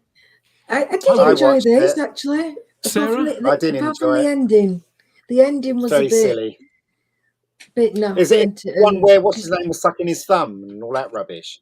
No, that's all for 55. Next season. Oh, right, okay. I get mixed up because it's so bad. I can remember this being the one episode in Series 11 I didn't spend most of the episode shouting and hating it. Yeah. Well, this one was written by Pete McTighe. Yeah. And it actually kind of felt, it didn't really feel like Doctor Who, but it felt like a story. I think it was I think it's reasonable to say it was arguably one of the best received episodes of the season. Certainly. I think it's still the best episode of the entire Jodie Whittaker era myself. I mean, that's despite the improvements in some respects that have been made in War of the Sontarans. I think that this was, my feeling about it is it was still pretty bad. For a start, it's got Jodie Whittaker in it. But generally, what I will say in its favour is that it was quite a novel story. And it was Sarah that pointed out at the time how this storyline, now bear in mind that this came out not long before Chris Chibnall said that they had run out of ideas for a Christmas special. Sarah pointed out beautifully that this would have actually made a pretty good Christmas special. But generally, my feeling about this was the only episode of Series 11 where the storyline wasn't completely predictable. Pete McTighe is a good writer, and towards the end it did. I know you said you didn't like the ending, but it did take a handbrake tale. And I think whenever you think about the ending and the conclusion of that story, you weren't really expecting it. It did something. It wasn't aggressively. Well, it was a statement on capitalism, I think, that none of us really expected from Doctor Who at this time. What? And they probably wouldn't even broadcast this now. It would be, I think, even just 3 years on, it would be seen as problematic. I did enjoy the fact that this was one of the episodes that Amazon leaked early. Yes. Do you remember? Oh, really? Did they? I don't think Amazon were very happy at the point. They didn't like this at all. It was way too on the nose for them. That explains why the prices went up then. It was rubbish. This episode was rubbish. Just. Yeah, that's the problem with some of these episodes, isn't it? That people think that all of us as Doctor Who fans are united and love this era, and that's why we're getting bad press as Doctor Who fans. I just want to point out to any media watch our shows. We're not with it. There's not many people watching the show, and there are only that many that love it. So please don't brand us all together with people that love all these messages that are coming out from this god awful era. Well, shall we move on to happier times in that case? Yes, please, Simon. We go way back with this next one. 57 years since the Dalek invasion of Earth started in 1964. It was episode 1 this week, 57 years ago. World's End, it was called. Interestingly, World's End, which of course is a fantastic title for an episode, is also actually where the TARDIS lands in Chelsea. It lands in World's End in Chelsea. So Terry Nation was being quite clever with his location here. I had no idea that was a real place. Yeah, it is a real place. It's a real place in Chelsea called World's End, and it's Terry Nation's third script for the show, but his second Dalek story. And of course, it's famous because it sees the very, very first ever departure of one of the companions when we lose Carol Ann Ford as Susan. Leaves to marry David Campbell in what has to be the first of many, many improbable relationships that were then likely to come afterwards. When I think back specifically to this story, though, and this particular episode, what I remember is I think, did Richard Martin direct this? Richard Martin did direct it, yeah, absolutely. It had 2 directors, didn't it? Dalek Invasion of Earth. Yeah. It's quite a modest episode, that first episode. Most of it takes place on this riverbank, and yet the entire time there's this creeping feeling of dread. Well, absolutely. And of course, what you've got to remember at this point, the Daleks, I think the Daleks, they sort of blown it. The Radio Times, I think, had blown it by giving them the cover. I'm trying to think whether they gave them the Radio Times cover for episode 1 or episode 2. I can't remember. So Probably it might be that people... It was 1. Episode 1. And of course, it's a shame because it should have been episode 2, because otherwise the general public would have sat through this entire episode called World's End without any clue whatsoever what was going to happen until, as you can see on the left-hand side there, the Dalek brilliantly emerges from the water for absolutely no apparently good reason whatsoever. No, but it looks cool, Simon. It looks really, amazing. It was having a bath. Yeah. What I got from that, though, is the anticipation that that the Daleks are going to be there, because this episode actually sort of set the trend for the Dalek appearing right at the very end of the first, Yes. So the kids would have been watching for the whole 25 minutes back then, going, "Where is it? Where is it? Yes. Where is it?" and actually, it's brilliant that it does. You're right, Dan. This is basically an atmosphere-laden episode. It's just about building atmosphere, and it does it brilliantly, and it's just got, as you say, Sarah, a fantastic cliffhanger of a Dalek coming out of water. Interestingly, that this story features the 4 original Dalek props that were made for the first Dalek serial in 1963, but they'd only got the BBC only owned 2 of them at this point. The other 2 they'd given away, they donated to Bernardo's children's homes at the end of filming of the first Dalek serial, so they had to borrow them back. They had to ask to borrow them back from the Bernardo's homes. And the BBC, they kind of thought, okay, if the Daleks are going to invade Earth, we're going to need more than 4, so let's make 2 more new props. So we ended up with 6 Daleks. So this is the first point at which we can roll out that oft-used phrase: the Daleks are invading, all 6 of them. We have a comment here from Moons of Madness watching Simon. It says he just finished watching this one. Did you enjoy it, Moons of Madness? I hope you did. Yeah, let us know. Can I just say very quickly, off topic, to Daniel Leach, you are Scottish. There is a U in the word favourite. I'm having a word with you later. Robert Payne says there's a pub called World's There End is. too. There is. Been there. Been there. There's a few Blue pubs Planet called World's chips End. in saying Blue Planet just says TV gold. Wayne Chiang says great Dalek story. Lots of love for the Dalek invasion of Earth. Did the BBC Absolutely. make a TV soap gold. called World's And at the End? time, the people loved it as well. It got an average of about 12 million viewers. This story, so that's how you do. Yes, suck it up, Chibnall. What was Well, that you said? Was there a soap called The World's End? The BBC, did they make a soap called The World's End? It's ringing Or am bells. I isn't it? mistaken? I No, think There's they a did, drama and it series failed. called World's It End. failed, didn't it? it's and- ringing and- bells. Yeah, there was. cancelled Yeah, it. me too. There was Yeah. something, wasn't there? Yes, and it was that pub in Chelsea. It was. James Yeah. A. Fitzpatrick says, now, I was in love with David Campbell after 10 minutes too. Oh, So Susan's not alone there.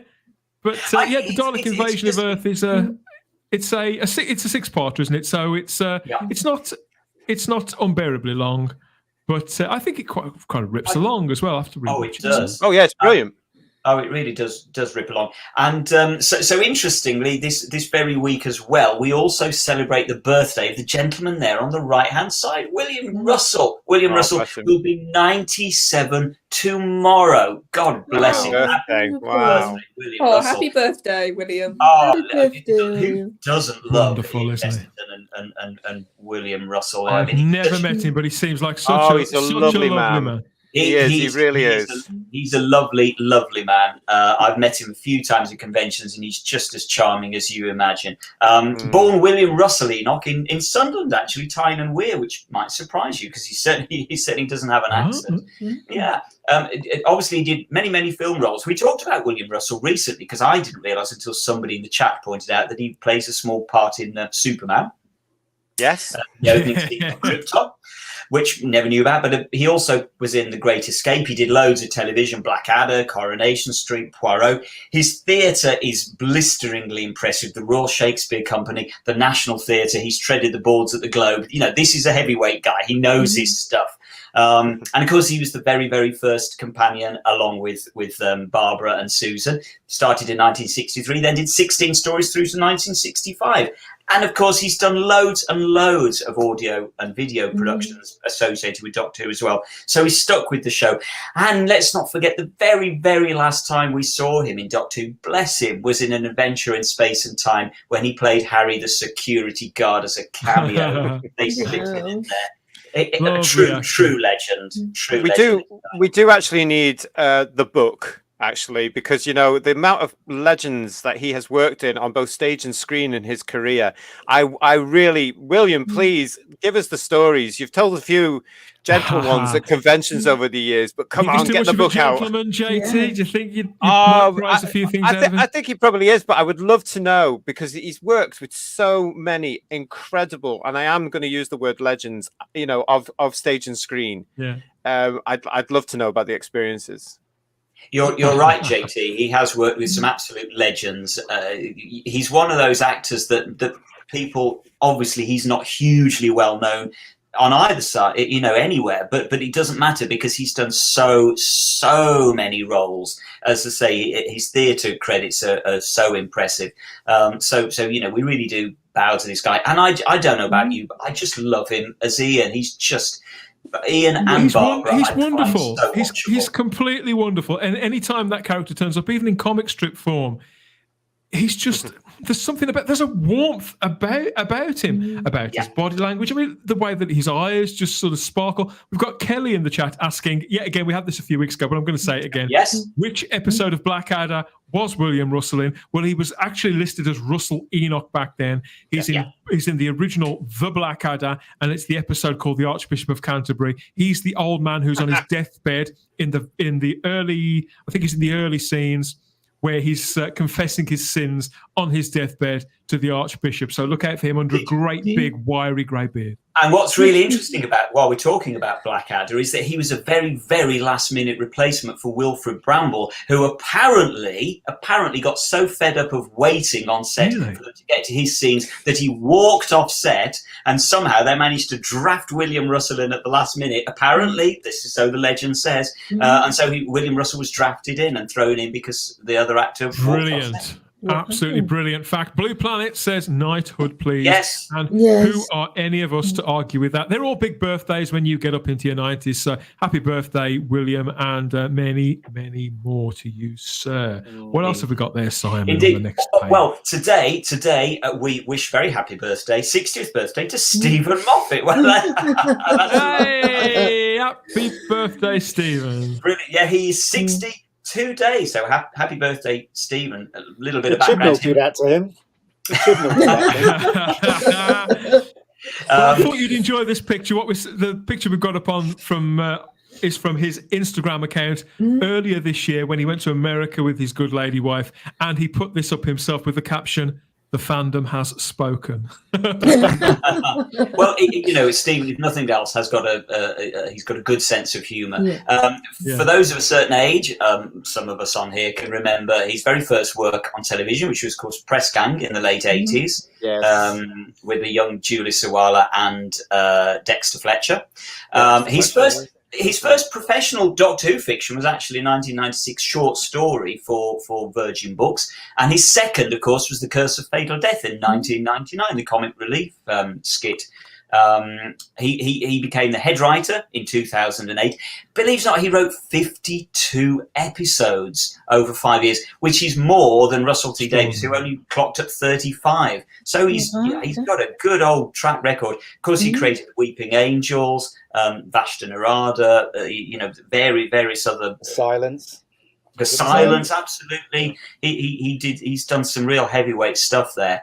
And I have respect for him because, Press Gang, when Dology Press Gang was brilliant. Yeah. I have respect for him because his favourite Doctor, he often sort of claims to be Peter Davison, who I adore. Wow. And he also, and this is where I fall in love with him, he names Kinder and Snake Dance as the two best ever Doctor Who stories of all time. Oh, really? I'd had no idea. So I'd agree with him on that. Ian's disgusted. He's got good taste. And of course, let's not forget he's married to TV producer Sue Virtue, who helped. She produced The Curse of Fatal Death, and of course, Sue Virtue. That means that Stephen Moffat's mother-in-law is the British television studio boss Beryl Virtue, who is most significant to us a lot because she was the agent that originally negotiated Terry Nation's rights to the Daleks back in 1963. Wow. It's all connected, everybody. It's all connected. Can you imagine what Christmas dinners are like at their house? Yeah. It sounds like one of Stephen Moffat's plots, doesn't it, JT? I'll move on.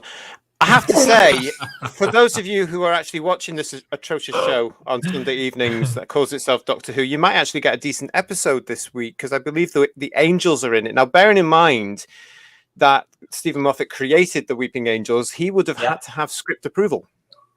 Yeah, and interestingly, there was a little bit of a faux pas recently, wasn't there, where Stephen Moffat came out publicly and apologised for the fact that he'd blown the surprise, and he told everybody that the Weeping Angels were coming back into Doctor Who for Series 13, and he then went on record and apologised. That's right. As I say, everybody knows I am not a big fan of Stephen Moffat as a writer, but as a person, he has got a cracking sense of humour, and you have to love it. And it's funny you should say that, Simon, because, just what's this? Who's this? Hello, everyone. Well, how good is that Doctor Who trailer? That Doctor Who trailer is amazing. I have watched it 413 times, and for me, that is only the beginning. But I would like to apologise for blowing the return of the Weeping Angels. I really didn't mean to do that. I am tremendously sorry. But now you've all seen in the trailer, you know they're there. Please accept my heartfelt apologies. Chris was incredibly cross and in fact threatened to send the boys round. But I think he rather overestimates his power in that regard. Anyway, at least the best trailer ever for Doctor Who, and I hope you all enjoy the show.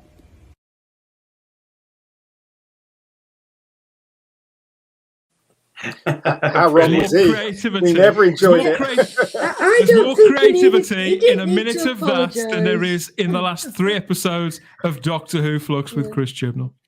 Absolutely, Dan. And that's probably like the most decent press that the show's had. Have you seen that picture of Squid Game where they played green light, red light, green light, and they have I still haven't watched it. There's a Weeping Angel sort of like doing that. Is that? And there's do you know green light, red light, right? Basically, somebody turns around. Yeah. The Weeping Angel win, wouldn't they? Because every time they'd be really still. there was that picture. I thought it was quite funny, actually. Pretty clever. And of course, all credit to Stephen Moffat. He is the only person who's actually created a lasting villain that has returned back with the Weeping Angels. Think about it; they're the only ones that keep on returning. Simon, let's wait until next week, shall we? Yeah, let's wait. Oh, dead. Do what I did there. Yeah, and also another quick thing to do with the Angels. It's also a reference which has popped up a lot in other shows for Doctor Who. Like, if you want to look for Easter eggs, a lot of the more recent ones have been Weeping Angel ones. It's either in video games or just people referring to statues, or the whole idea of moving without sort of seeing. That has lasted, I think, beyond whatever Moffat will do in Doctor Who, really, because it's just catches the imagination. No, it's because it's the only thing they've got. There's the simple fact from the whole of this era, this whole version of Doctor Who since 2005. That, as you're saying, it's the only one they've got. Nobody really bothers with anything else. It's been, in hindsight, I think eventually people are going to start similar ways of looking at this whole thing since 2005, as I am now, to be able to say, well, what was that about? But anyway, that's another show. We have a answer here to Ian's question. Ian, you're right. There was a BBC series from 1981 called World's End, based around a fictitious pub called the Mulberry. There was also a CBBC series. 1981, was it? With the same name. Does that ring the bells with you, Ian? Is that the one that you remember? Yeah, it was. As I said, it's really strange, isn't it? Because I used to drink in the World's End down Chelsea at one point. Yeah, so. Oh, really? Okay. Yeah. Well, that's another story, guys, isn't it? There's also one in Camden as well. There's a World's End in Camden. Yeah, the World's End in Camden. Yeah. There's one in Knaresborough as well. That's my favourite World's End pub in Knaresborough. So anyway, happy birthday, Stephen. 60 years old today. So happy birthday, mate. Happy birthday. And very, very finally for today, it would be very, very happy birthday to the brilliant Trevor Baxter. Sadly, he died back in 2017, but it would have been his birthday today. And he of course, he plays George Lightfoot in what's probably my favourite story of all time, which is The Talons of Wen Chiang. He was born in Lewisham in 1932, trained at RADA. Of course he did. He featured in so many films, but mostly television. He did just about every television show that was available to do. Adam Adamant Lives, Zcast, The New Avengers, Georgia Mildred. The same as William Russell, he also did a lot of theatre. The Royal Shakespeare Company. He did stuff in America. He even wrote several plays as well. And he's just a joy to watch in The Talons of Wen Chiang. And of course, famously, both he and Jago and Lightfoot nearly got their own series on BBC back in the late 70s. It nearly happened. It was that close to happening, and boy, it should have happened, because it's just a joy to watch. Have you got around to watching Talons of Wen Chiang yet, Queen Charlotte? No, with Tom, there's so much. It's like I'm slowly getting through Tom's era. It's a treat. It is a treat, and he helps bring it alive. One of those characters, I'd say in the top dozen of, they're not even recurring characters, just great standout characters that were only ever in the one story that seemed to carry with them so much. But you wondered what their life was before the story and after. Supporting characters were well rounded. I mean, we discussed this last week. Yeah. You cared about these people. They were fleshed out. You wanted to see more of them. They were. You're right, sir. They were very well rounded, and of course that's why then Jago and Lightfoot have gone on to huge success with their own series on Big Finish, and they did. And I'm sorry to mention it, JT, but they did endless series of Jago and Lightfoot, and so again, Trevor was one of these people that he never shied away from his connection with Doctor Who. The Jago and Lightfoot line is probably the most generally well received of Big Finish's entire output. I think of all the titles they've put out that have scooped up various awards for sort of spoken word stuff. I think the Jago and Lightfoot have kind of broken out. Or did for a time break out of the whole sort of Doctor Who line. They became a thing almost on their own somehow. And I think it was probably down to partly Victoriana and the lightness of touch of both the actors. And the ones that I've heard by no means all of them, just the first couple of box sets worth. But they did, the characters were very much as you'd remembered them. And the stories were charming, and they were beautifully recreated characters. You would never have thought that they hadn't played them for decades. And I think the thing is, there are certain actors that I won't mention any names that really grate on one, and you really never want to hear their voice or see their face again. Not mentioning anybody specific. Whereas Jago and Lightfoot, Trevor Baxter, I could just listen to till the cows come home, because as you say, Dan, it's a lightness of touch. You can just listen to them and watch them in action. And the same with Christopher Benjamin playing Jago. They're just a joy to you want to spend time in their company. Somebody in the chat has just mentioned, well, several people have mentioned other programs that Trevor Baxter was in, and I was telling myself that I haven't ever seen this actor in anything else, but I probably have and just not recognised him. Is that likely?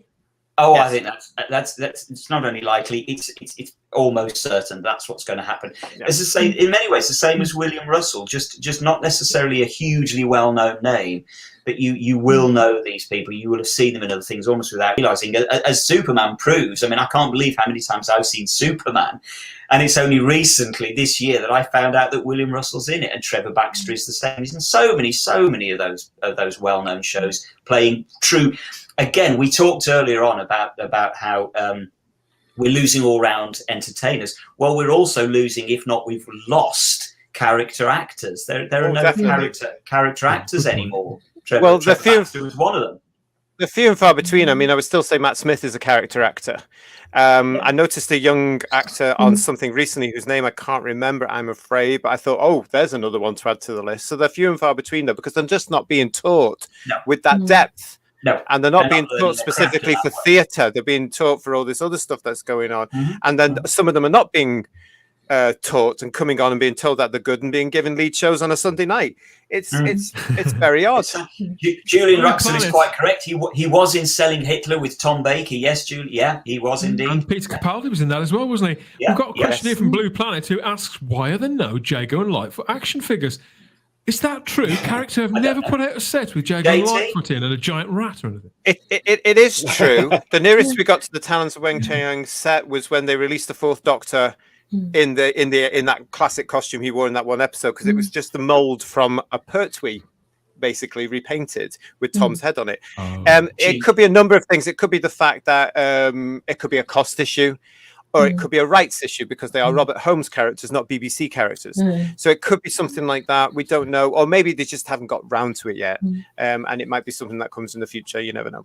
They would sell. The giant rat would sell. I would buy a giant rat. I'd buy a giant rat. It could be a puppet. Yeah. Not the Jodie figures, but these ones will sell, definitely. Yeah. So anyway, character actors do sell, yeah.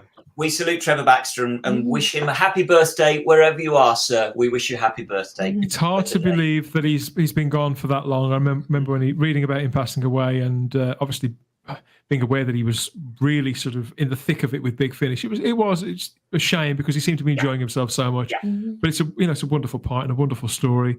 And I want to go and rewatch it again, which happens multiple times whenever we do one of these streams. But that's it. We're going to close the diary for this time. But as ever, Simon, thank you for compiling that. Thoroughly enjoyable.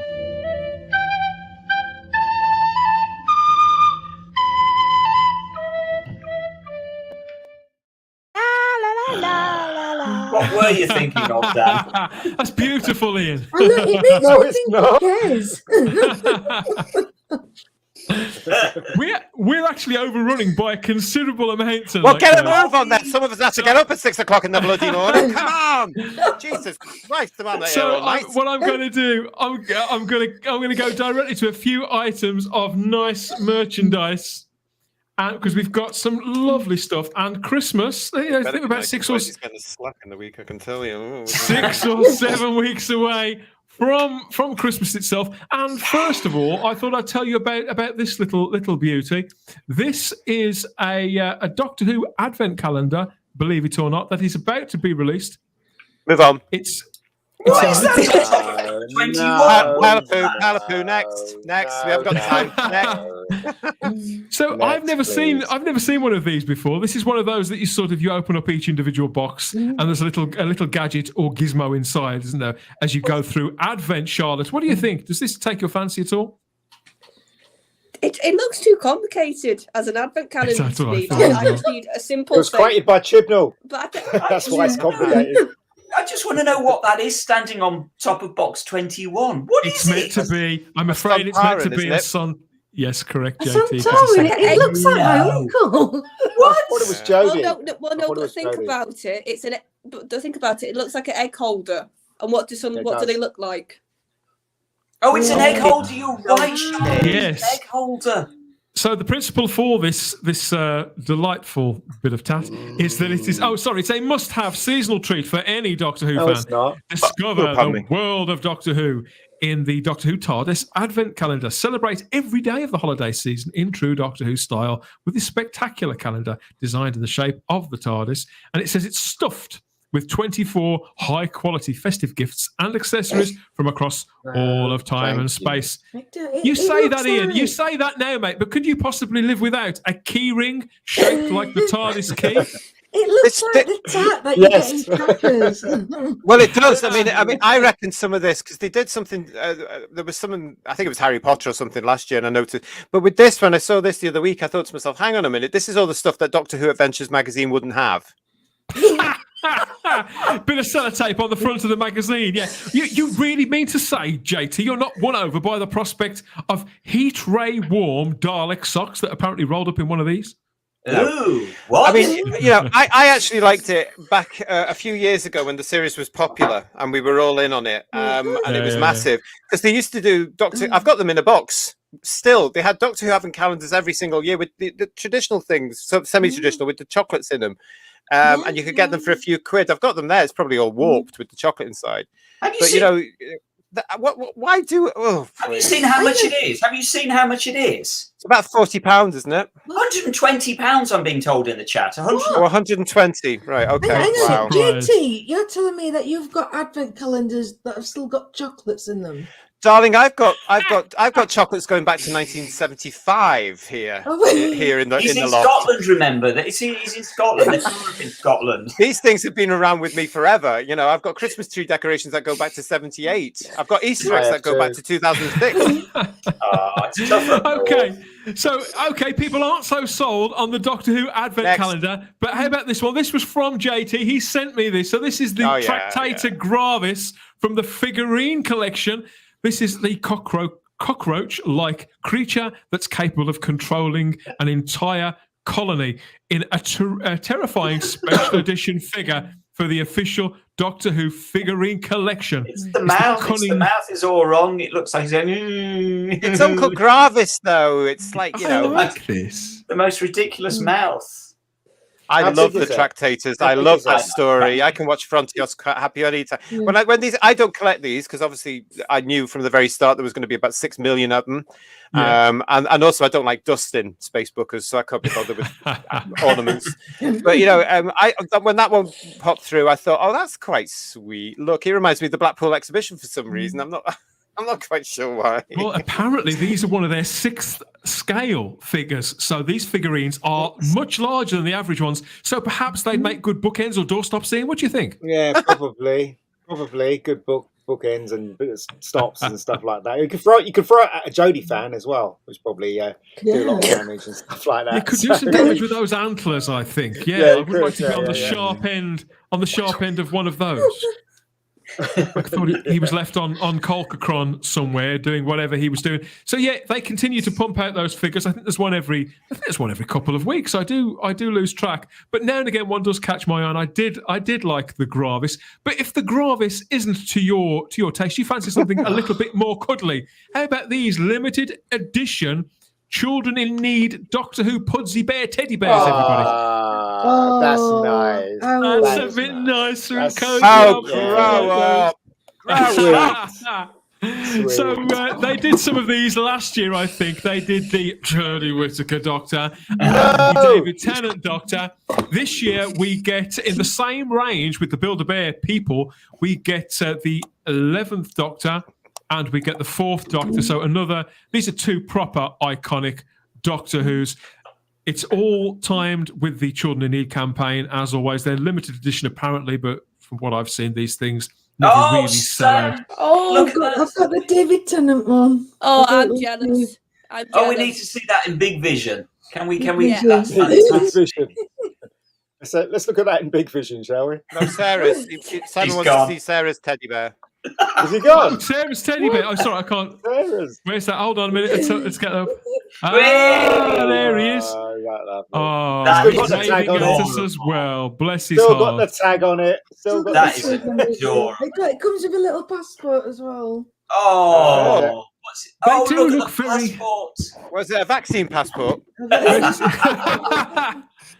Oh, how fantastic. To certify that this teddy bear may be allowed into this premises.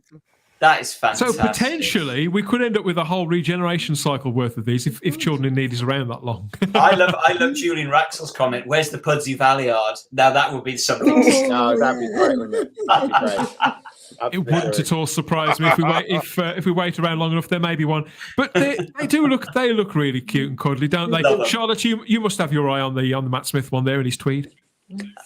Oh yeah, they're just cute, and but it does sort of show just how important having an iconic costume is. That you can technically just put it on a bear, and you can go, "That's Matt Smith, that's Put it Tom on a bear. Baker." Yeah. Yeah. I've never heard that before. You can just put it on a bear. Pudsey Rani, says Robert Payne. Yeah, Pudsey Rani, that'd be something as well, wouldn't it? I'm liking these ideas for Pudsies. For the people out there who may not be aware, they do make it clear that apparently 37%, at least 37% of the price of these bears does go towards children in need. I haven't got a retail price on them, but that is in the official. Goes to somebody's wages. I think in the it's official blurb there. £25. This one was. How much? 25. You paid £25 for that. Oh wow, crazy. You stuff it yourself. That's actually cheaper than a Build-A-Bear. Oh, is it? Yeah. Have they got It's a jazz one? fortune by now as well. Yes, one. That'd be a in her good Admiral's outfit in the Space Command Admiral's outfit from the episode on Sunday. Oh, that was a good one, wasn't it? Hey, let's talk about stuffing. Flashback. Oh, hold on. Before we go, look, we're getting brilliant comments in there. A Pudsey Special Weapons Dalek. A Pudsey Davros. These are brilliant. Bring them on. We need them all. Where's that? Oh, Pudsey God. Garbage. A Pudsey Special Weapons Dalek. And Peter Harrington wants a Teddy Davros. Teddy Davros. Brilliant. Love it. Love it. We need all of these. More of the giant woodlouse. Yeah, okay. Yes, please. Oh, Blue Planet says that they bought the Sarah Jane owl pin thanks to our recommendation. Yeah. They wouldn't buy this tat though. No, so they're not so sold on that. But talking about stuffing, how does easy on? Does anybody like the look of these? Get your gams around these come Christmas. These are time. This is a Time Lord cookie cutter set. And the Monsters cookie cutter set, so you can get several incarnations of the Doctor there and cut out your own Christmas cookies. What the? Who the hell are they aiming this the stuff at? I mean, come on! What the hell has gone on with merchandising over the last few years? Grow up, people! Come on! Isn't it good to encourage children to sort of make their own make their own cookies and things? JT, it's quite nice. Oh, you're such a grump, JT. I'm just chuckling. I just can't help Children chuckling. aren't watching the show. I can't help chuckling at all these This comments is on true. Teddy Davros sounds like a pub singer, says Julia. These are brilliant comments tonight. Pudsey Jago and Light. Yeah, this could run and run and run. This Pudsey Brigadier says Dick. Yeah. These are brilliant suggestions. We could do a show around what to do as a Pudsey. Sorry, I'm going to move on now. Yeah. They've amused me. Well, okay, let's look at something a little bit more practical then. We have the blind boxed Doctor Who keyring range from B&M. So I've seen these. They don't use keyrings anymore. I'm sorry, but they don't. The thing about these is I've seen these in B&M. You don't know which one you're getting because it doesn't say on the box which one's inside. That's the principal blind box. So What- yeah, you what's pick up this a one at box. the top? There's a really camp Cyberman crossing his legs, and then somebody doing. No, that's the David West Tennant, End darling. thing. That's That's DT, David Tennant. and that's Is Matt it? Smith. Yeah, they're the doctors. Yeah, They look David like Tennant they're and Matt doing the Smith. YMCA. Yeah, they do. Yeah. They're very camp, don't they? Those two. Crazy. They're slightly stylized as well. Yeah. They're sort of cartoonish, aren't they? Yeah. I don't know. I mean, I think do people still use keyrings? They're a good gift for the people who you don't know what to give gifts for. I think. Or people you don't like. Or people Yeah, you we're all don't getting don't one. like. Or people you can't be bothered to that's a spend much fez. money on for. That's You're the cheap. fares at the top there. It says here they are yes, potential blind box mystery chains include the 10th Doctor, the 11th Doctor, the TARDIS, 2 sonic screwdrivers, Daleks, adipose, River Songs Journal, the Fez, and other mystery items. They're officially Journal. It's Wow. interesting that there's nothing from the current era though. no, nothing at all. Nothing. Not. Yeah, well, the logo's there, Sonic that darling, looks isn't like it? A dildo or anything like that.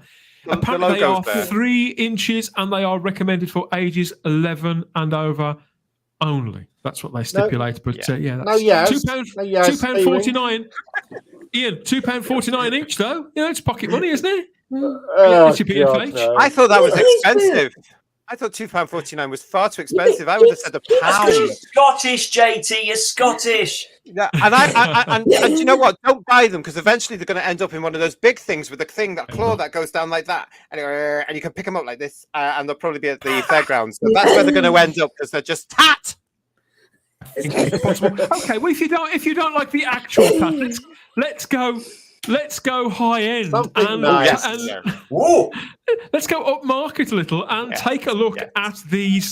These are the definitive Big Chief figures here from Big Chief Studios. You can take your pick between all of the new series Doctors that matter. All of the new series Doctors are available in these. They're calling these their definitive figure range. So they're the ones with the hand-stitched clothes, Ian, and they are, again, these are outside, really big figures. I think they're several inches tall, movable limbs, and the digitally scanned likenesses as well. Now, I think the Matt Smith one looks absolutely bang on. Stands out. The The Daniel Radcliffe one there on the left isn't bad either.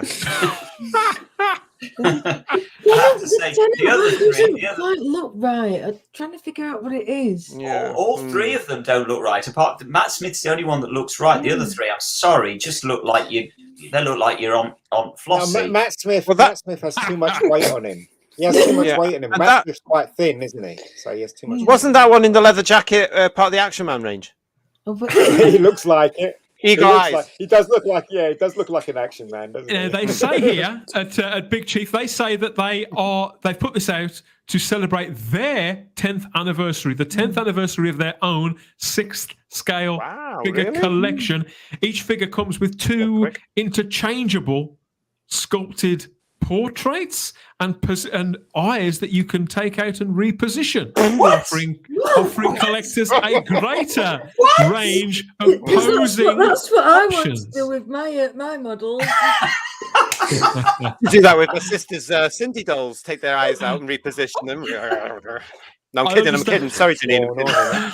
I think we've spent, Charlotte. That's you done for the night, I understand. You can go away dreaming about your Matt Smith. I just want to see what Charlotte's going to say. I do like him. I think she's crying. Okay, You might wake up on Christmas Day, Charlotte, and find that under your duvet. We'll speak to you later, Charlotte.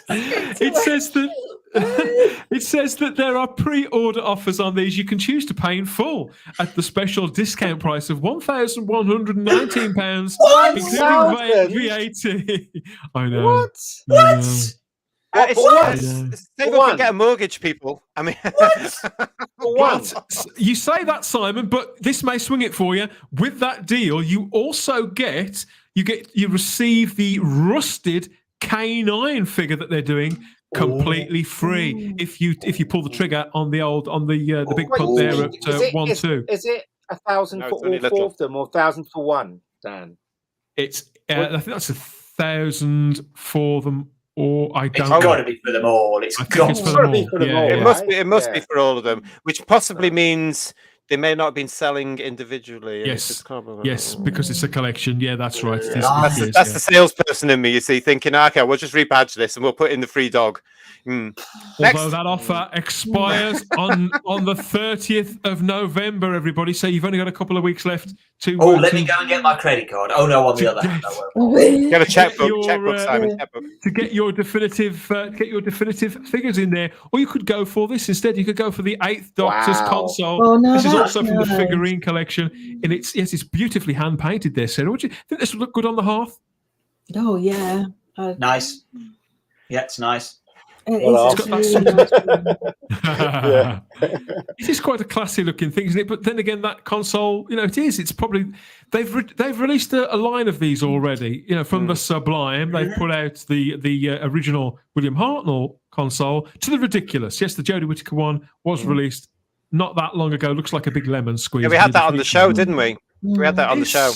Yeah, but I think this is really nice. It's the only one that I would buy. I think there's something about this thing we've mentioned before about them being hand painted, and sometimes they look better than others. But this one, I think no, it's static. It does. Yeah, it's completely static. Okay. Yeah. Sorry, Ian. Yeah, disappointed on that one.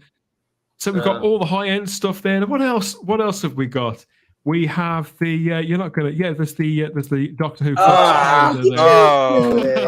which is in the shops now at $9.99. And on January the 1st it'll be 99p in the bargain bin.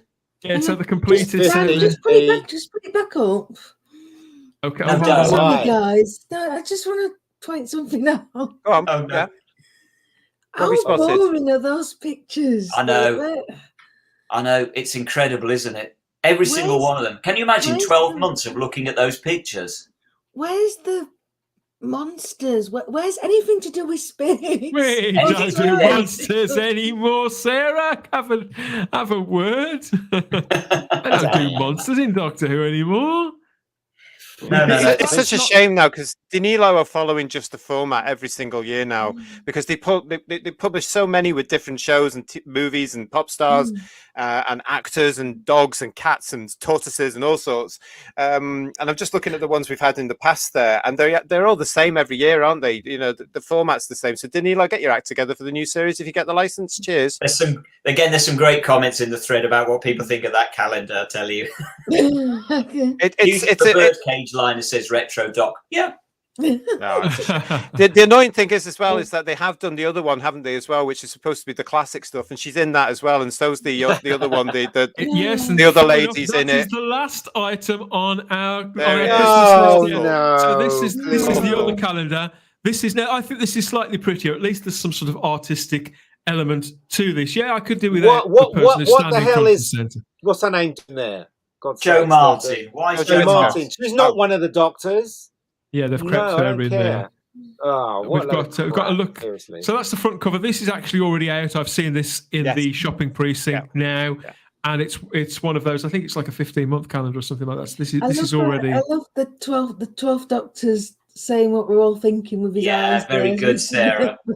Very good, yeah. So again, we've had this art of these actors for the last 3-4 years now. They've been around forever. So they've just it's just laziness. And David Mullins just said in the chat they're not trying anymore with these calendars. David, I absolutely agree. They're not trying anymore. Agree, but they have used these on the last 3 calendars, but I think this is the best use of them yet. And I think it's a pity, as you say, JT, that they have used them over and over again, because I think how they've mixed them here with some artwork from Mike Collins. I really like Mike Collins' artwork. He's a comic artist. I've liked his stuff in and outside of Doctor Who for years. At Babylon 5, he worked on the X-Men for a little while. This is a man who's from proper comics, and it's a really nice mixture of imagery across all those there from each individual era that they've matched with them. And on the graphic we're looking at right now, they've even had the decency to just keep it to proper doctors too, so that's even better. If it wasn't for them on the front cover, I would have bought this. I'm the same. I would have, if it hadn't. I've said this before on the show. If they'd done a proper one, which was just Doctors 1 to 12, I would have been in with it and kept it going. But I haven't bought a calendar for Danilo now since the last Capaldi one. Yeah, Joe Martin, what's she duty. doing there? What is she doing there? Might as well put the little girl in there. You know, We might as well put apparently all- the first girl, the first Doctor. We might as well put all 2 million timeless children on there, mightn't we? Yeah, well, exactly. if you notice here, they've got John Hurt's Doctor, Ian, is on with Paul McGann's Doctor. They've doubled them up. Why? Well, on the page Well, where space for the months. On the Jodie Whittaker page, they've doubled her up with Joe Martin. So at least if you did buy this, if you could easily stick a couple of pages together and get a kittens calendar or something for the one month and just skip over it there. Really though, because I mean that's your 12 months. Somebody's telling me she's in the chat. It says she's in January 2023, so presumably it is a 15-month calendar. It is. It rolls over into the anniversary year, but and presumably the reason they've done that is just purely so that they can add Jodie into one of the. Absolutely, because when you think about it, 12 Doctors mean 12 months. We have now apparently 6,000 million of them that cram into 12 months. So it doesn't work the traditional way now, where you've got one Doctor per month. That's why they've got to be a little bit more creative in the future now as well, because we're about to get number 14. So they've got to be a little bit more creative in how they're presenting this. It's well past time, yeah. Blue Planet is spot on. By Chris Achilleos' limited edition calendar. It's brilliant. It is.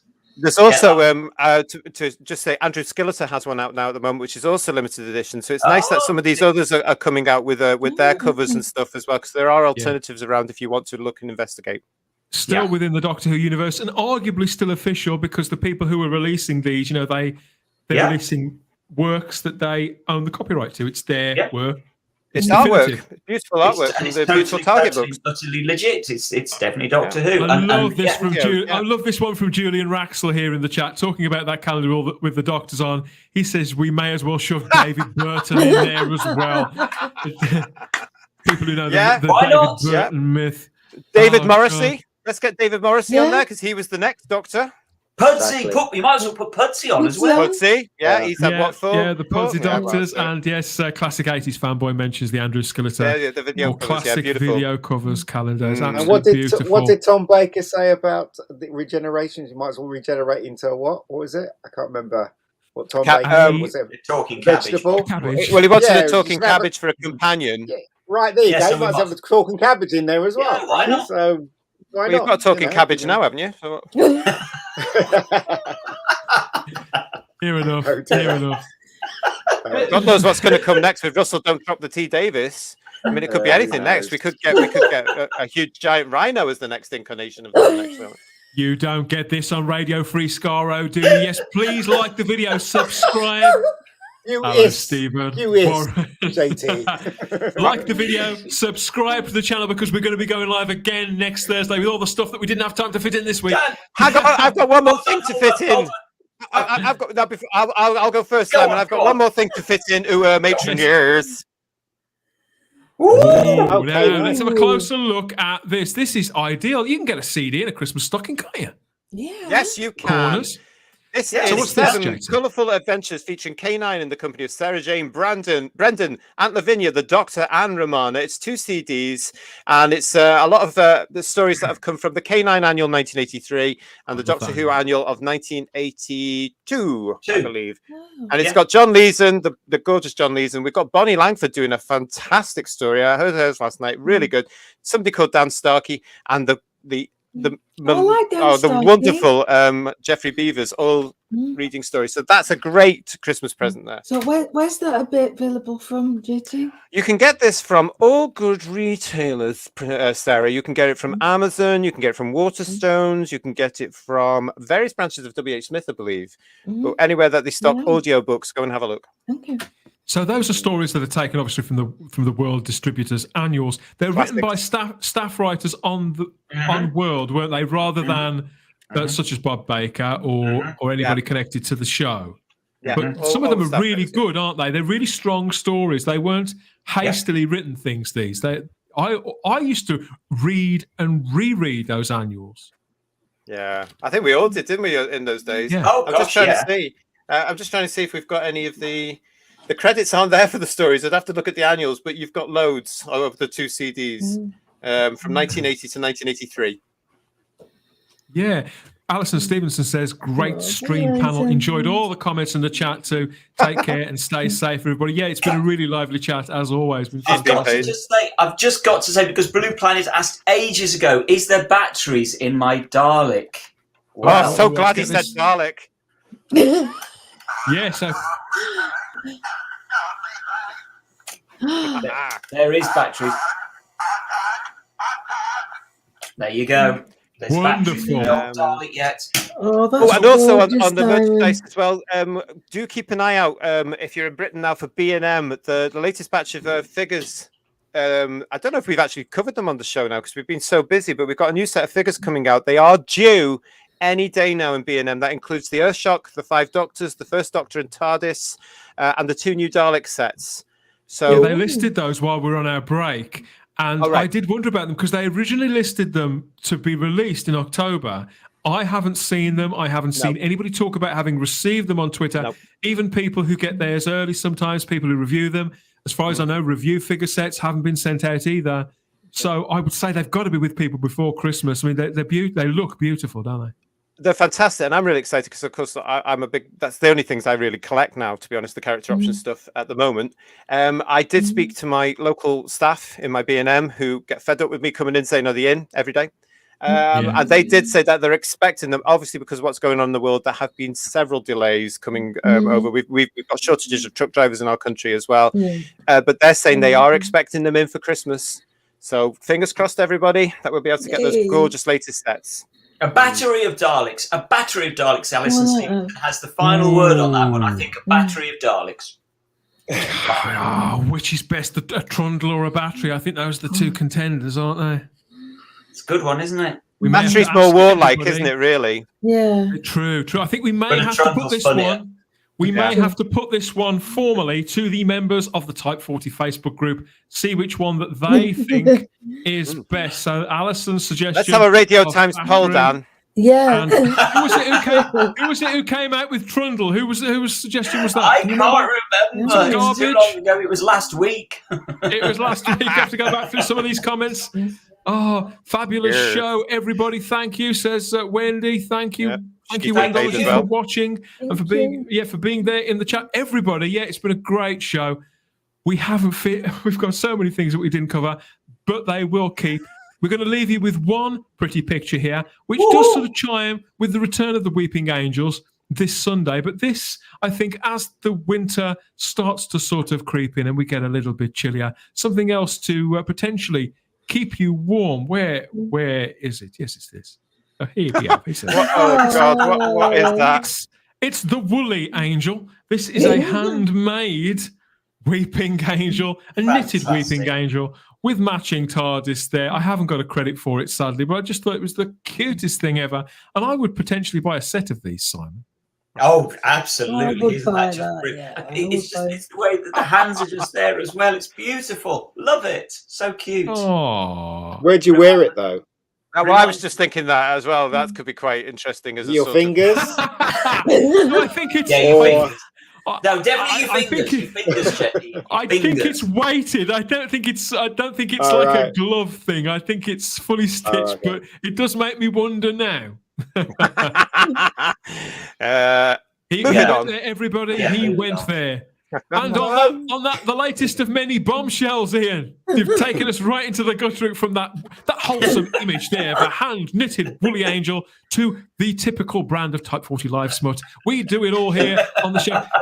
Thank you, everybody who's been commenting along in the chat on Facebook and YouTube. We've had a blast. And thank you too. Just if I could get serious for just a moment, can't thank you enough for the reception to last week's show, Type 40 Live's show for Bob Baker. As you could probably gather, it was a very emotional experience, I think, for all of us. Enjoyable in many respects, in the celebration of Bob's life and work.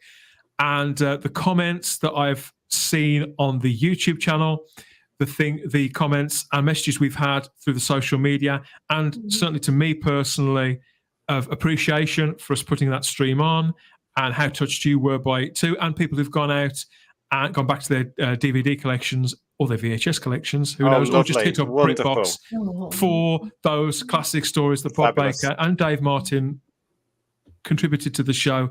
Makes it all worthwhile. But yeah, I'll put the link to that in the description too. If you haven't found it, it's there on the playlist on the Spacebook YouTube channel for you to find.